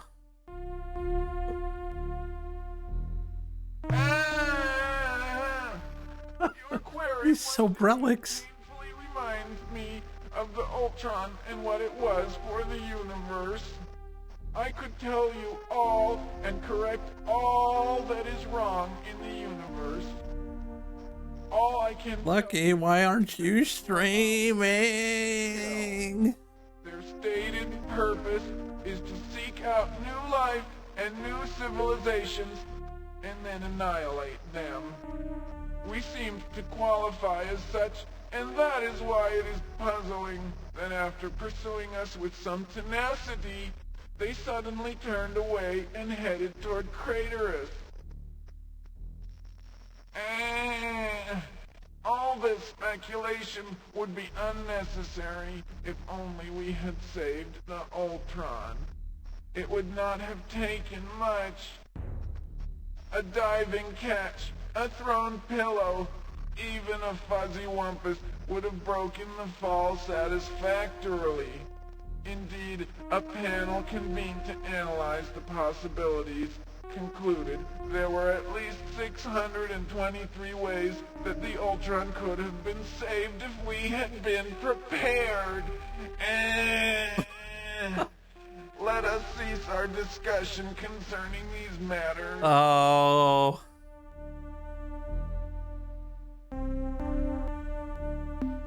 As do we. Go now with neither malice nor joy.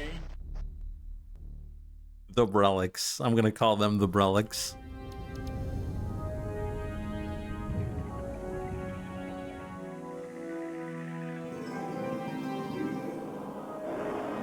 Like a whiny Super Saiyan. I'm going Super Depression 3.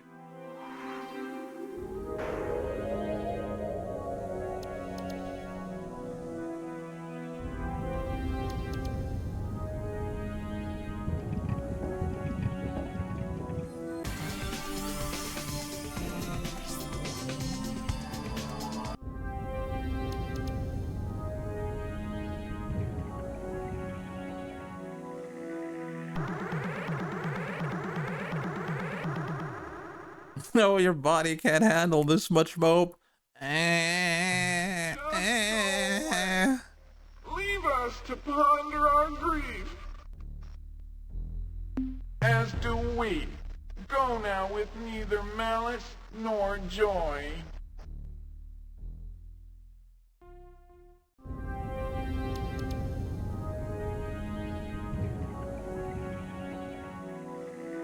Someone on the planet there. Oh, this looks like a home planet.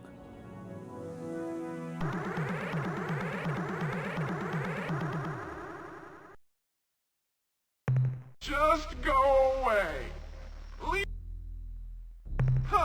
To say the least. Our past is one of a glorious and proud people, coupled with a cataclysm that rocks the universe to its very core. It all began when the chimps rose from the murky bog, and the Utwig emerged as well. In these primitive times, we cavorted about our world, oblivious to any sort of higher purpose. We took everything at face value. Meanwhile, the tendrils of the chimp infiltrated the vast sky canopies of Faz, and then the veils fell. Suddenly, the Utwig were stunned by a collective realization. All immediately and urgently donned veils of every description. Hides, leaves, shells, rocks, even living growls were donned in the early days. You see, the face is the mechanism that expresses many of the primitive qualities that hinder sentience. Now rid of constant reminders of greed, rage, hatred, and lust, the wisdom of the Utwig was no longer hampered by constant reminders of the primitive urge. Over many generations, mask etiquette was refined to a rock-solid foundation of our society. Sure, the morality riots were expensive, both in lives and infrastructure, but the result was better mask regulation. Specification from your basic mask of grueling but necessary activity to the most highly decorated countenance of stellar representation. These were clearly defined. Recognizing the importance of flexibility, clear-cut and efficient procedures for revision and redesign dealt with the few anomalies. I can just imagine Mike hearing this dialogue. Source of our intellectual oppression, we knew that it was a grand purpose that defined our destiny. Are you still listening? Our entire development as a sentient species was coordinated to coincide with the appearance of a remarkable device, the Ur-Quan. We were oblivious to its tragic implications.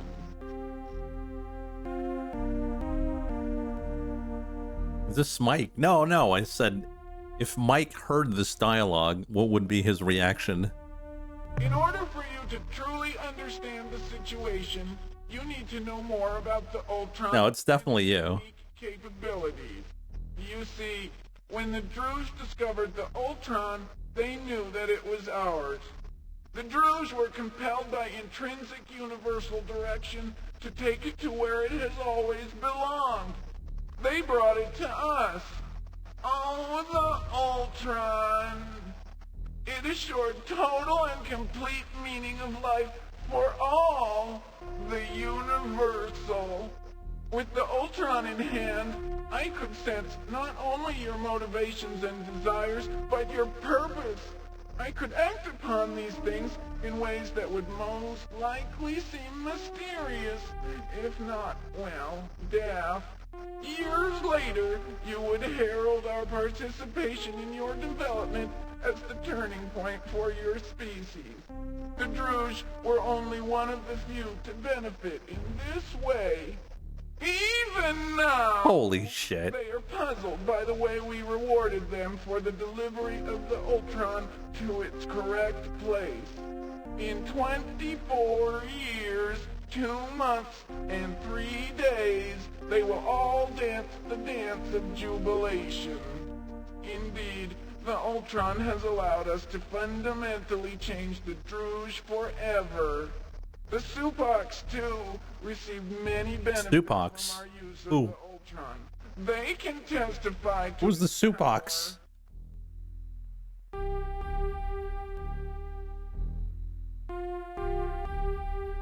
Yes, things were perfect. What happened is, well, it's difficult to talk about. But I saw it happen. I witnessed the Chin's-Ra celebration.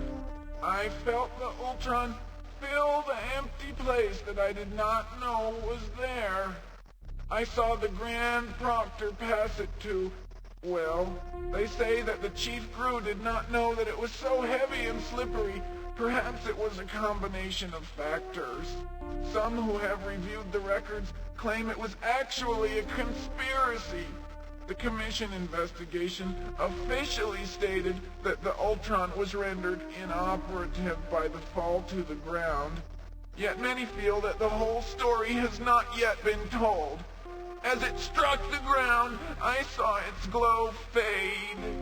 And then the painful void incapacitated all. All Utwig immediately donned the mask of ultimate embarrassment and shame. On the mask of ultimate embarrassment. Is that what you're wearing, Brelix? Bonfires all over Foz consumed all but this mask. No other mask was spared. The visage of ceremonial orations, in all of its contexts and revisions, as I'm sure you understand, all of the courting masks from the clever and intriguing veil of flirtatious prancing to the infamous lewd monocle, all consumed by the hungry flames. Even the most fundamental fixtures were committed He's to so whiny. irreversible fate. The mask of natural bodily excretions once hung in every lavatory. Most of the public facilities have removed the disposable mask dispensers, but every once in a while I still see such a repository, always empty. At that time, many suggested that we use the precursor relic as a form of self-punishment. The proposal was that we collectively go to the second moon of the sixth planet of Zeta Hyades at coordinates 850.3 Oh. 7.2 and use the ancient planetarium device. The proposal was that we collectively go to the second moon of the sixth planet of Zeta Hyades at coordinates 850.3 by 937.2 and use the ancient planetarium device. The proposal was that we collectively go to the second moon of the sixth planet of Zeta Hyades at coordinates 850.3 by 937.2 and use the ancient planetarium device to end our existence. After much discussion, we decided that we deserved to suffer. We can use the bomb if we ever decide the time is right. In the meantime, we atone for our grievous mistake with our collective misery. I suddenly sink into a chasm of depression. I must go. Where's your home planet? As do we. Go now with neither malice nor joy.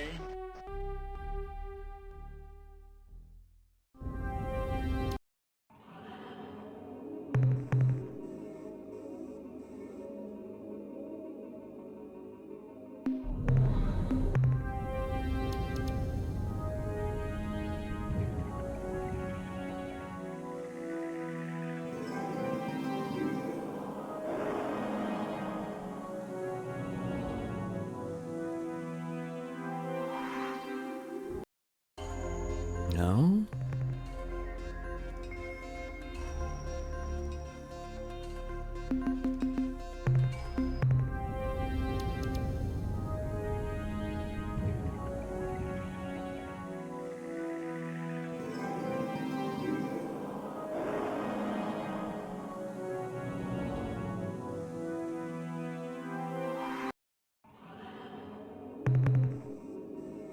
Where's their home planet? Where is it? I thought it might be here.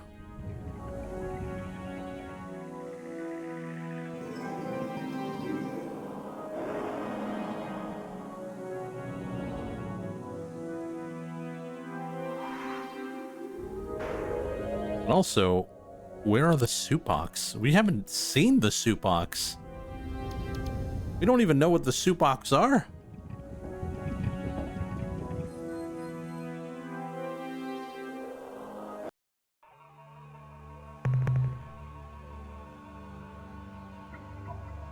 There's a lot of gold here. I'll make it quick.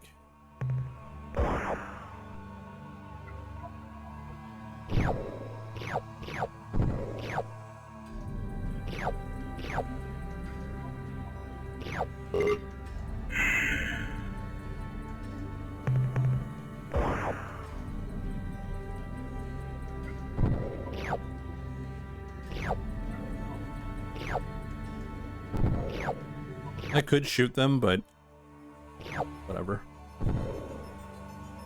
Well.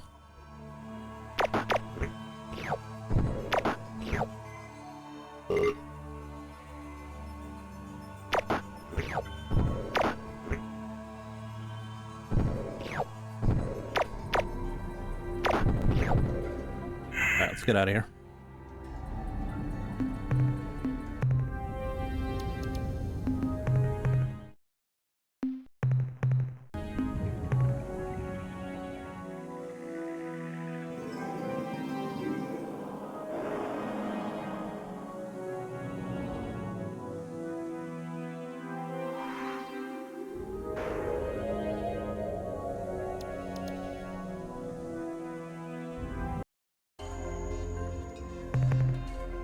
Where is their home planet? Where is it?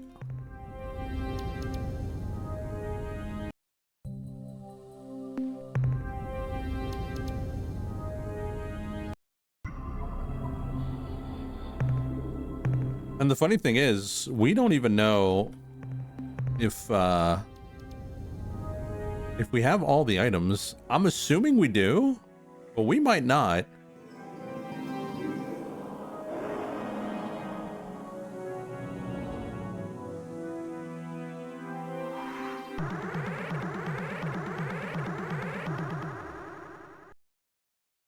Just go as do we.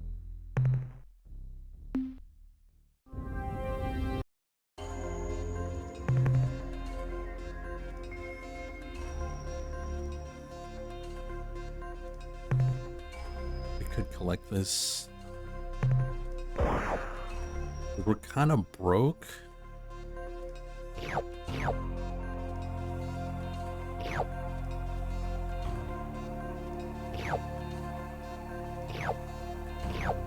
Remember, like, gas is 20 a pop, so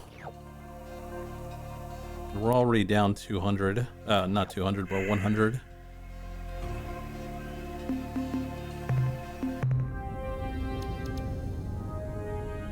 So they're not in a quarry.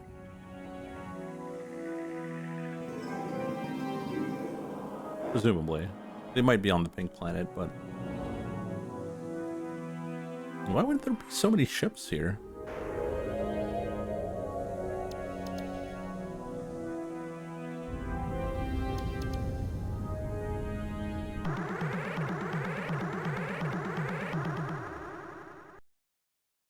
Just go as. Yep.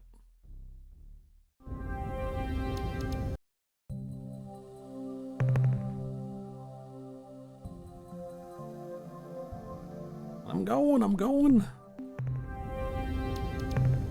All right. The soup box are there. Oh, we're gonna go check out the soup box.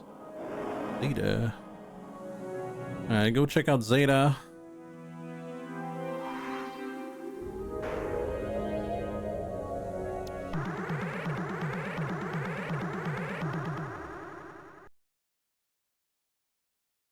Just go as do. I'm tired of hearing you guys. Please, get out of my way.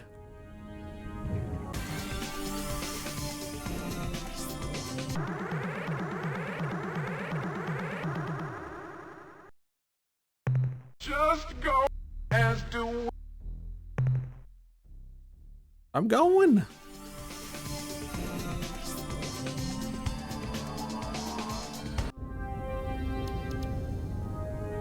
It's probably not here. No ships here.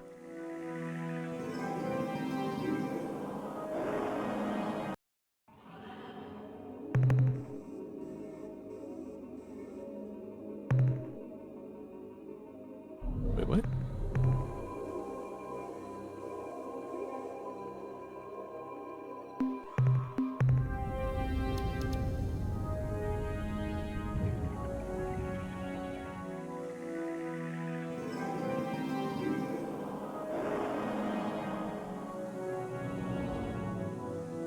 Didn't I just see this?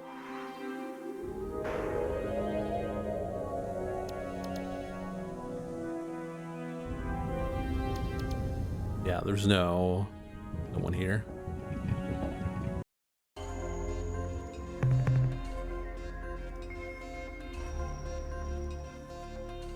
Well, might as well collect.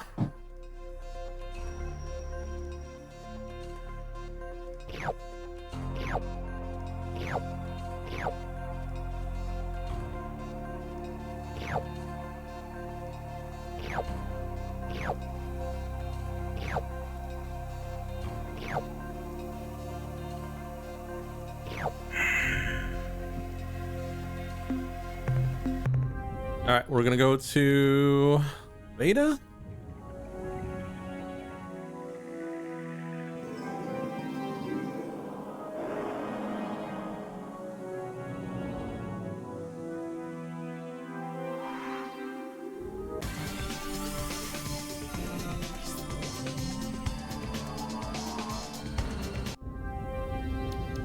There's a lot of ships here.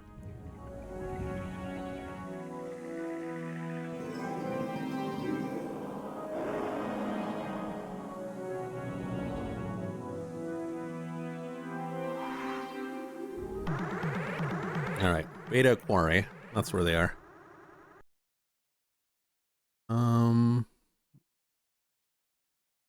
Where are they on my notes? Utwig. Beta Aquari.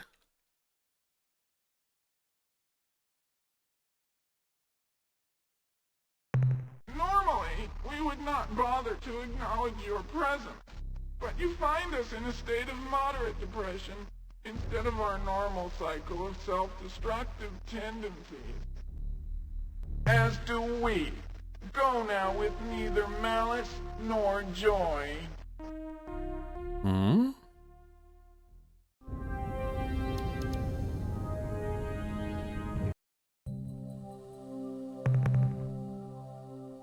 Am I missing something?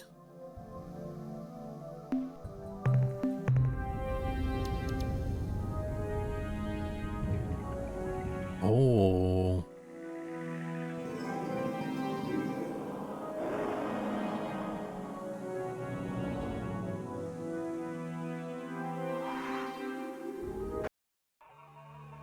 Oh, this is bad.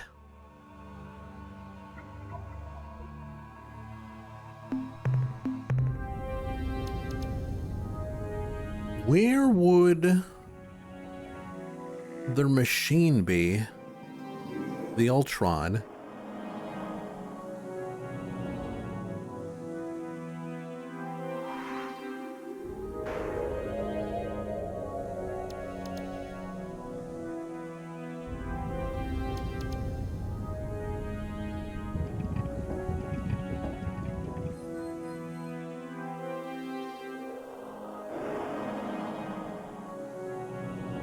Where would the Ultron be?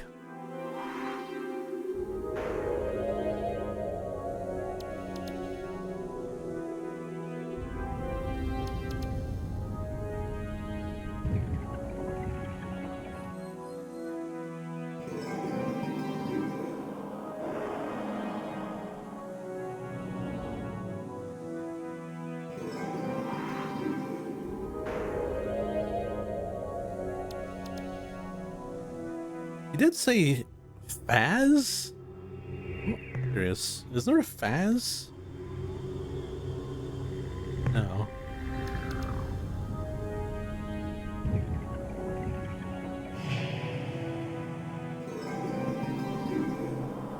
There's a Fomalhot, but that's not what we're looking for.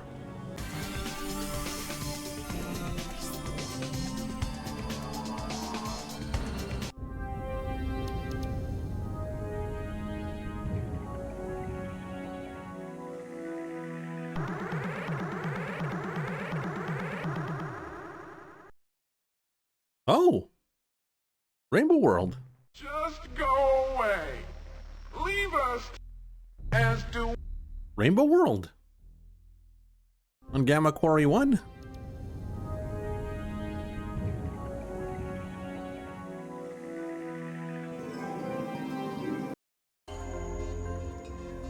Well, son of a gun.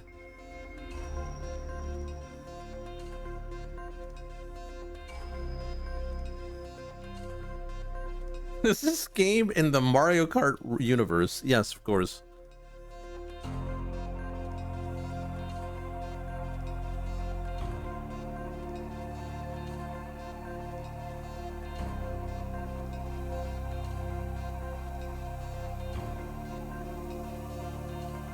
No, it's not the world we were looking for, though.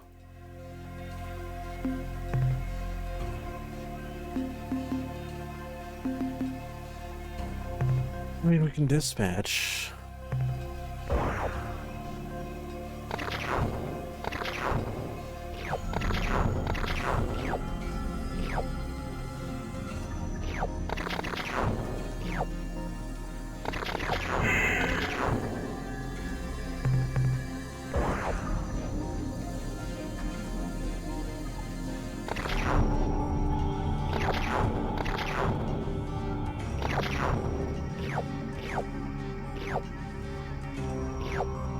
The only thing I can think of is we go see the merchants. Since we have a rainbow planet, that'll give us 500 credits. And we can buy information with that. But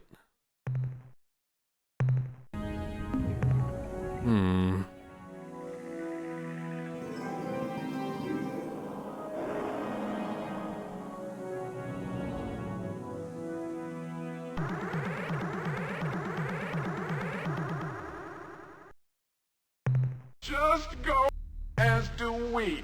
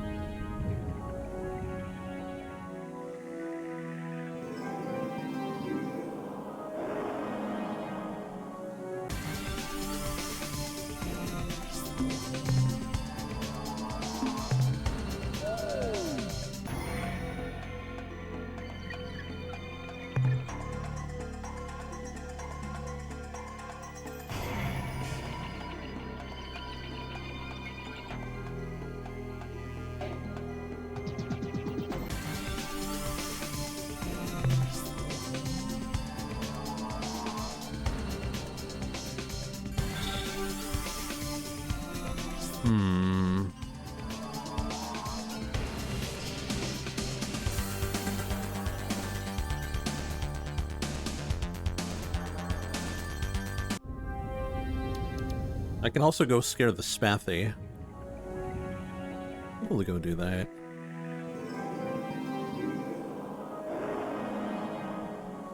Oh, maybe we can go talk to Earth.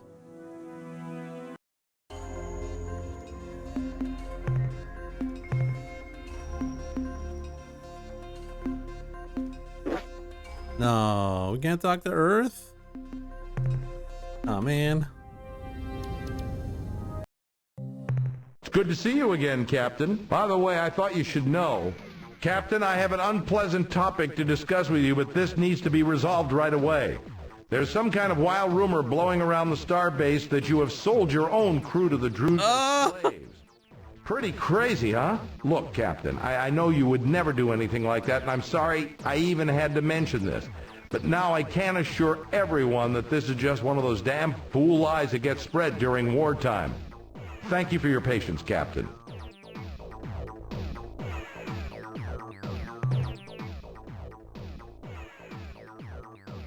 More fuel for the fire, eh, Captain? That last load should keep it blazing. We needed the Rosy Sphere. The analysis reads as follows. Subject, Rosy Sphere device. Data, the specimen is 5 centimeters in diameter, perfectly smooth and composed of a blood-red translucent substance. Tests show that it has atypical ferromagnetic properties, but is utterly non-conductive. Summary, probably a precursor tool. Function, unknown. That's the end of our scientist's report. We shall await your return, Captain. The needs of the many.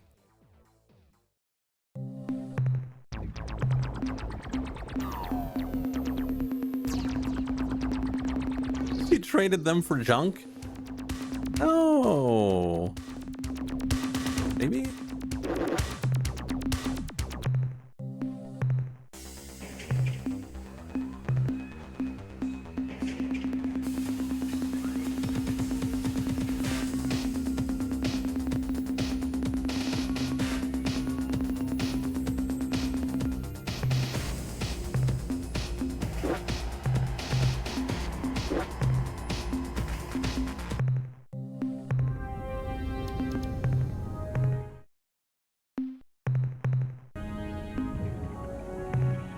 All right. I'm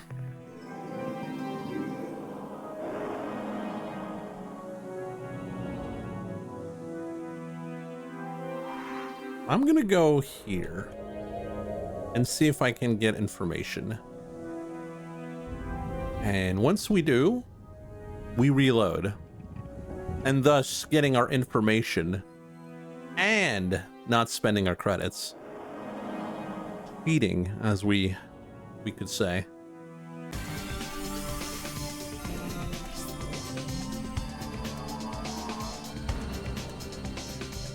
And saving time, of course. Of course.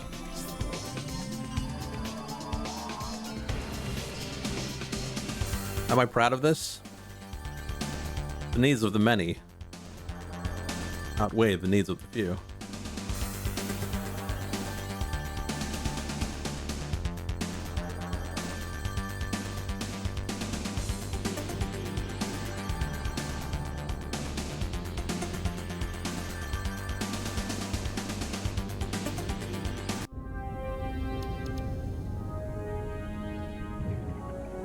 What does that mean? It means the needs of the many outweigh the needs of the few. Welcome back, Captain. You are our favorite customer. Now, what can we do for you today? What happened to my credits? What would you like to sell, Captain? The 273 units of biological data we downloaded from your ship earn you 546 credits. What would you like to sell, Captain? Your ship's log indicates that you discovered the whereabouts of one of the rainbow worlds, which so fascinate us. Found the Rainbow Road. We will give you 500 credits. What trade items would you like to buy today? You have technology. How wonderful, Captain. The Slilandro are a mostly non-solid, sentient race. We already know the Silandro. Giant at Beta Corvi. We recently sold them a self-replicating exploration probe, which has somehow turned hostile and attacks everything it detects. We knew this. Encounters have angered you, Captain. Please do not address your concerns to us. We possess a formal waiver of damages authorized by Slilandro Speaker and are in no way responsible for the situation. The cowardly Spaffy live at the single planet orbiting Epsilon Grus. They do not actually live on their world, rather they reside on its airless moon. The reason? A xenomorphic species which craves... We already know this! ...flesh of the Spaffy has been transported to the surface of their planet and makes every attempt to devour the poor Spaffy. I'm certain that the Spaffy would be forever in your debt if you were to eliminate these creatures from their planet. What? You fear the alien creatures will find you a treat also? Fear not. Our data reveals the beasts are not interested in your species. Should you wish to consult with the Spaffy Ruling Council, you will need to know the secret Spaffy. We already know this. A password, which is Huffy, Muffy, Guffy. We already know this. Like you Earthlings, when the war with the Ur-Quan was lost, the Cyrene chose to be slave-shielded. Their new world is at Beetlejuice. The Cyrene starbase is crewed by the starship commanders and crew who were decommissioned at the end of the war. Though the Cyrene hate the Ur-Quan with a vengeance, they are unlikely to offer you assistance unless you reveal to them the truth behind the tragedy of their original homeworld, Syra, which was destroyed by the birth of a Mycon deep child, a century. Whoa, whoa, whoa, whoa, whoa. Though the Cyrene hate the Ur-Quan with a vengeance, they are unlikely to offer you assistance unless you reveal to them the truth behind the tragedy of their original homeworld, Syra, which was destroyed by the birth of a Mycon deep child a century ago. That's interesting. When the Ur-Quan entered Gamma Serpentis, the home star of the Yehat, their queen made a sudden change of allegiance and allied with the Ur-Quan hierarchy. They became Ur-Quan combat thralls. This act was viewed by most Yehat starship officers as ultimately dishonorable, the desperate act of a corrupt regent to maintain her throne. The Yehat shame was greatly magnified by the Shofixti's show of courage when they destroyed their own star system to slow down the Ur-Quan armada. Captain, you have heard all that we have to say about aliens indigenous to this region. Should we learn more in the near future, we shall be certain to sell it to... No, the only thing useful was the Cyrene. Almost 25,000 of your years ago, there existed near this region of space an association of star-faring races called the Sentient Milieu. This group formed over several thousand years to mutually enrich their respective cultures, to provide a safe creche for emerging sentient species, and to afford themselves a degree of protection from external hostilities via military alliance. Of the 7 most active milieu members, the most famous race, indeed, you know them well, Captain, were the Ur-Quan. The Ur-Quan evolved on a harsh planet, orbiting a star outside this region of space. They were solitary predators, like your praying mantis captain, or polar bear, who had a very limited set of social behaviors, most of which dealt with sex. Excuse me? Since they had to compete for survival against many physically superior species, the Ur-Quan evolved intelligence and tool use in much the same way as your own species.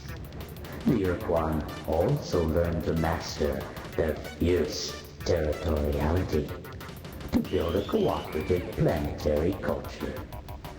When the Ur-Quan were discovered by the Taelo, they had just begun exploring their solar system in crude atomic vehicles.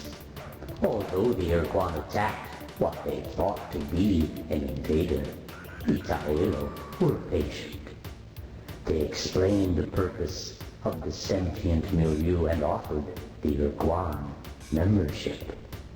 The Ur-Quan recognized the benefits that such a system provided, and once more conquered the hunting beast within themselves, to become cooperative, productive members of the milieu. This lasted for several thousands of years. So much lore. Over 20,000 years ago, when your ancestors were learning to chart the course of the moon and stars on animal horns, the sentient milieu spanned 500 light years and included the membership of 100 worlds. Like all other star travelers, they had discovered ruins and relics of a far more ancient culture, which your species calls the precursors.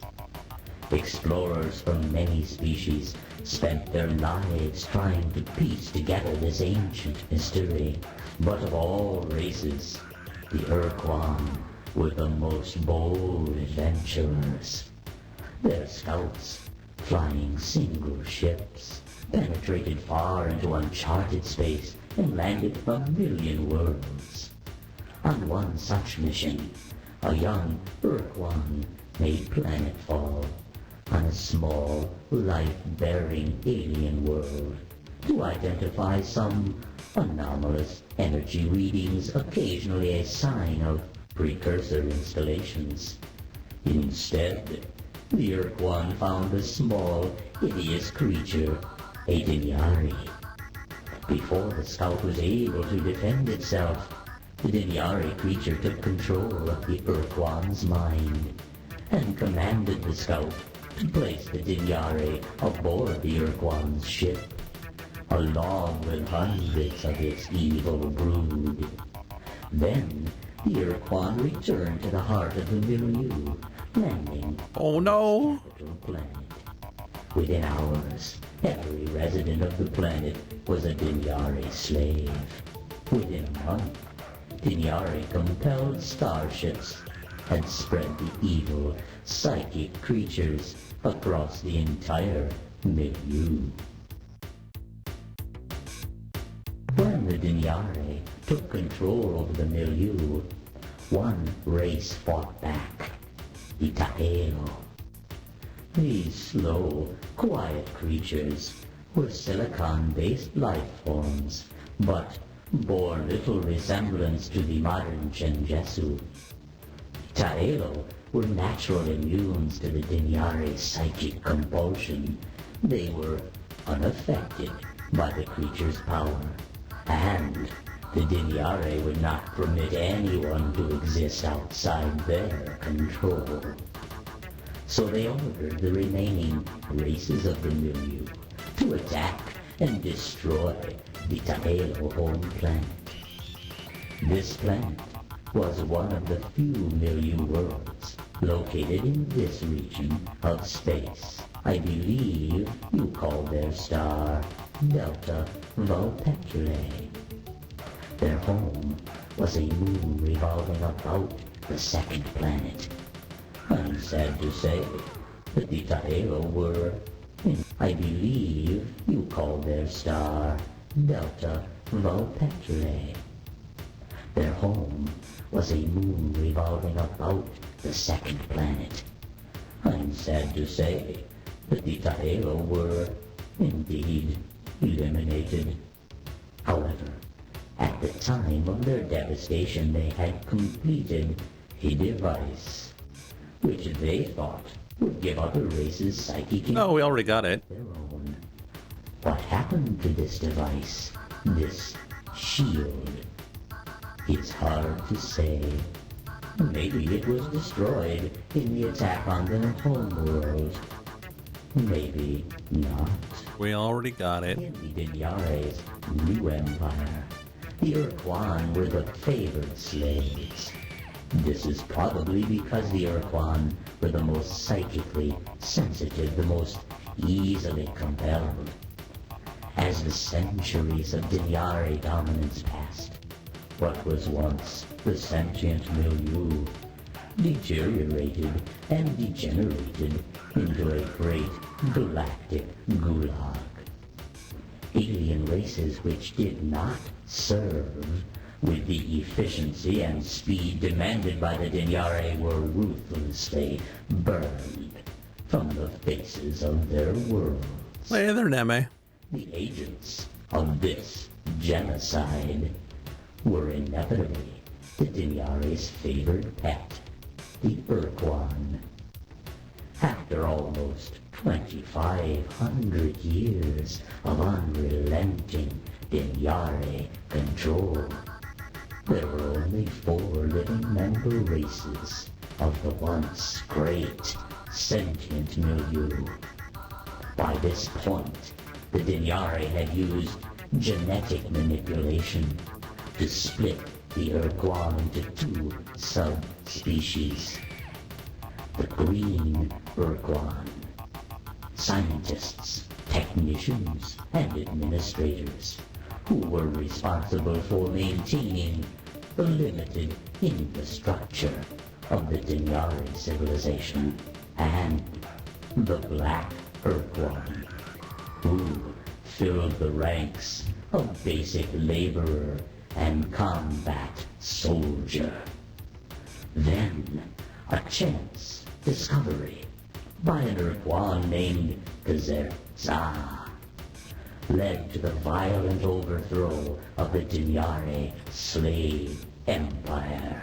They overthrew the Dinyari? The Ur-Quan named Za was a green, a researcher specializing in repairing the mental damage inflicted by long-term exposure to the Dinyari's psychic compulsion. By this point in history, the Dinyari had grown lax in their dominance, and on occasion accidentally permitted their slaves moments of self-direction.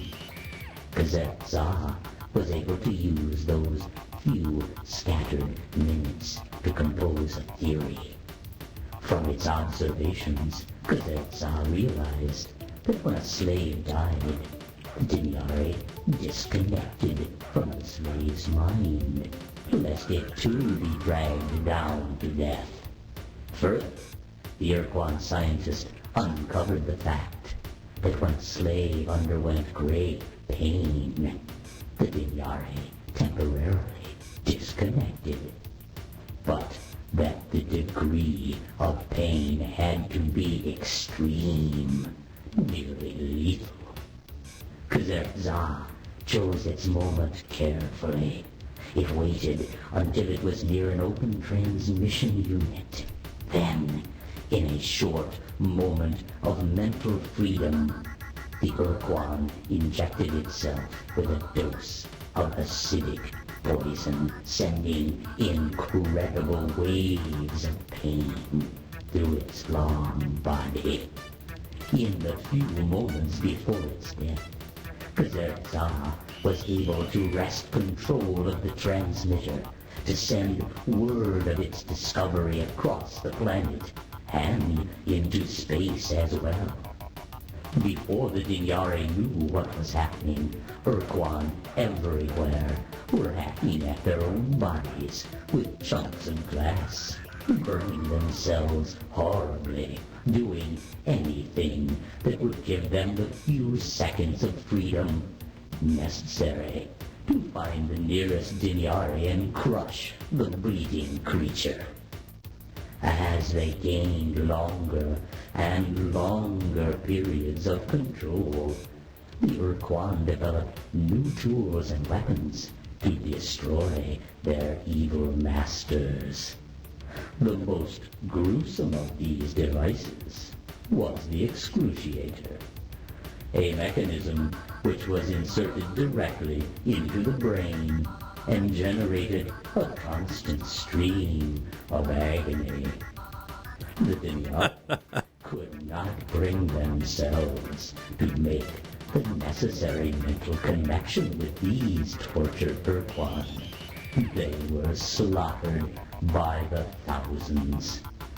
The Ur-Quan slave revolt was won.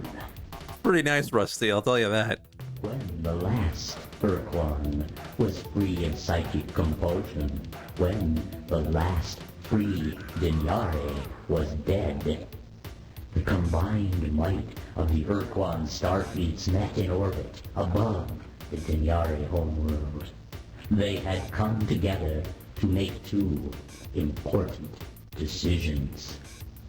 First, how to punish the few frightened Dinyari left below on the planet's surface.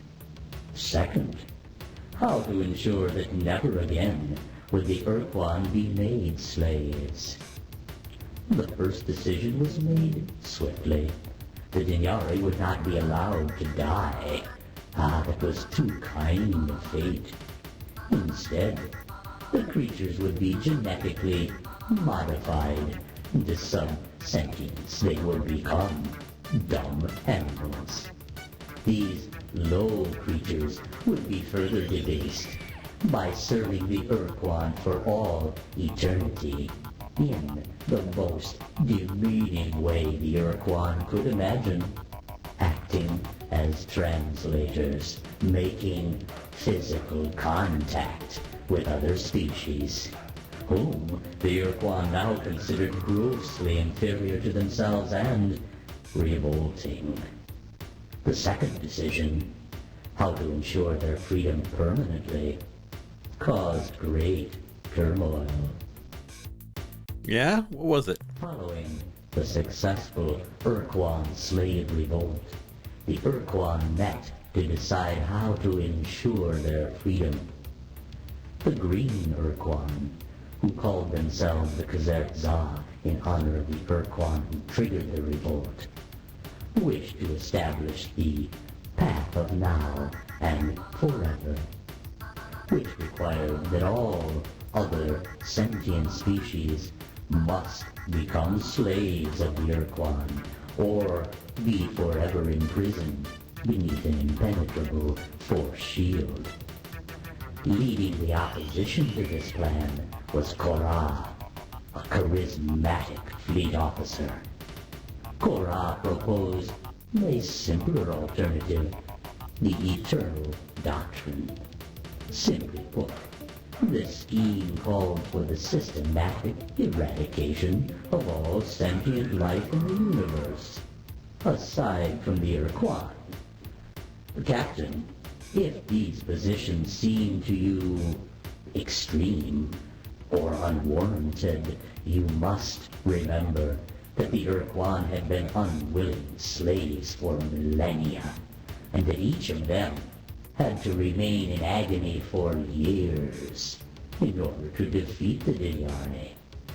The followers of Kazertza and Korra were all on the brink of madness, but neither side would submit, and so they fought a bloody civil war.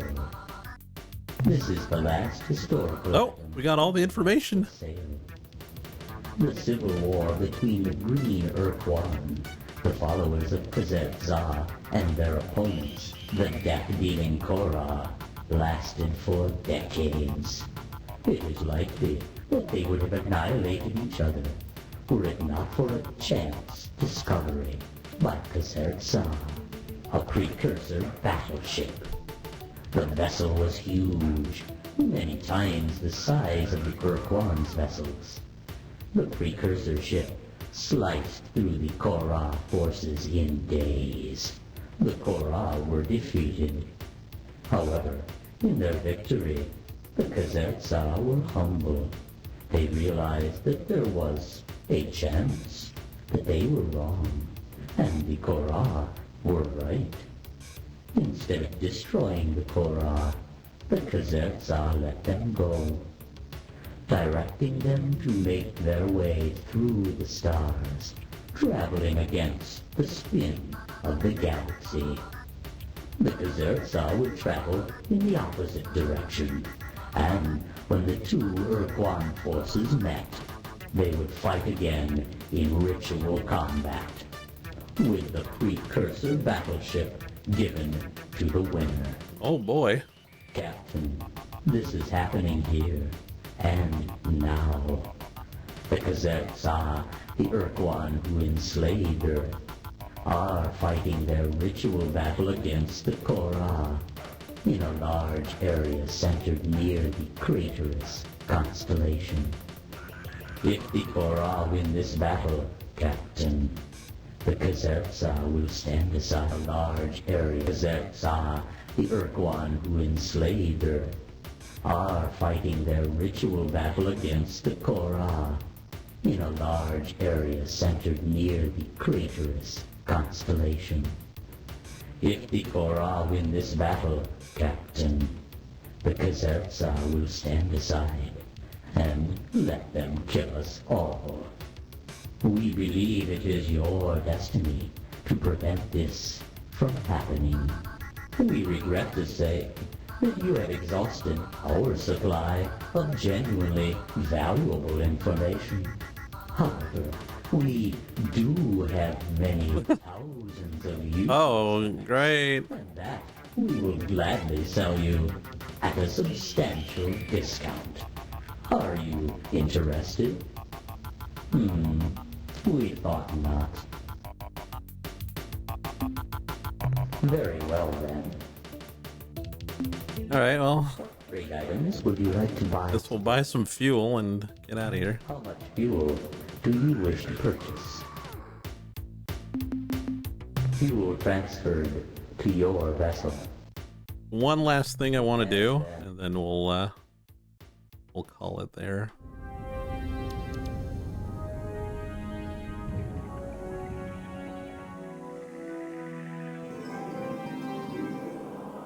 Yeah, we're like 40 minutes over time. Because of the lore dump. I didn't think it would take so much time.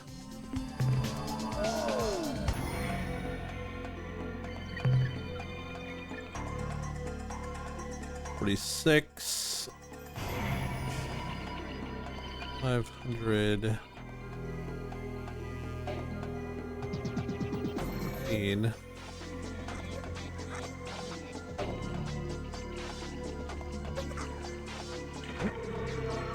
Nothing here.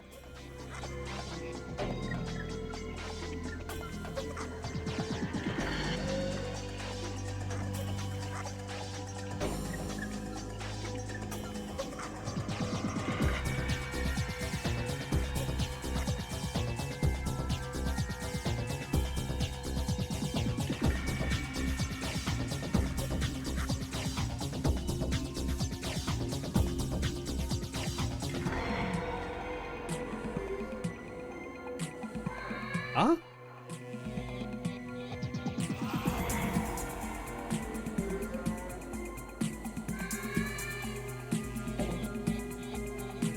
Oh, probably 466.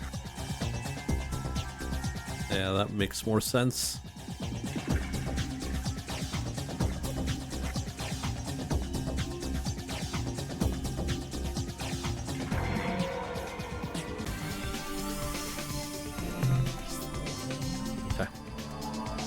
It was... what was it?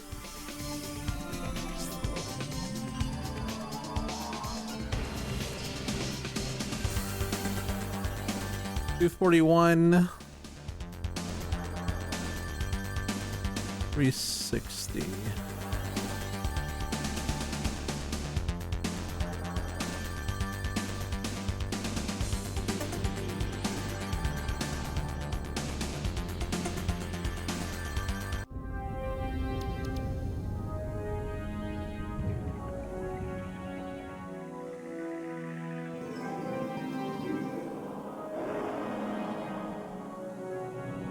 You little shitty cowards.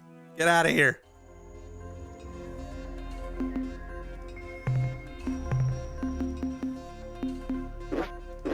No? I can't call them out? Aw, man.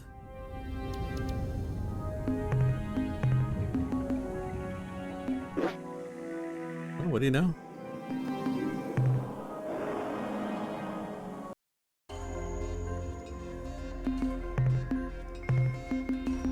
I thought the caster would have worked. Oh, well. Well, that's unfortunate.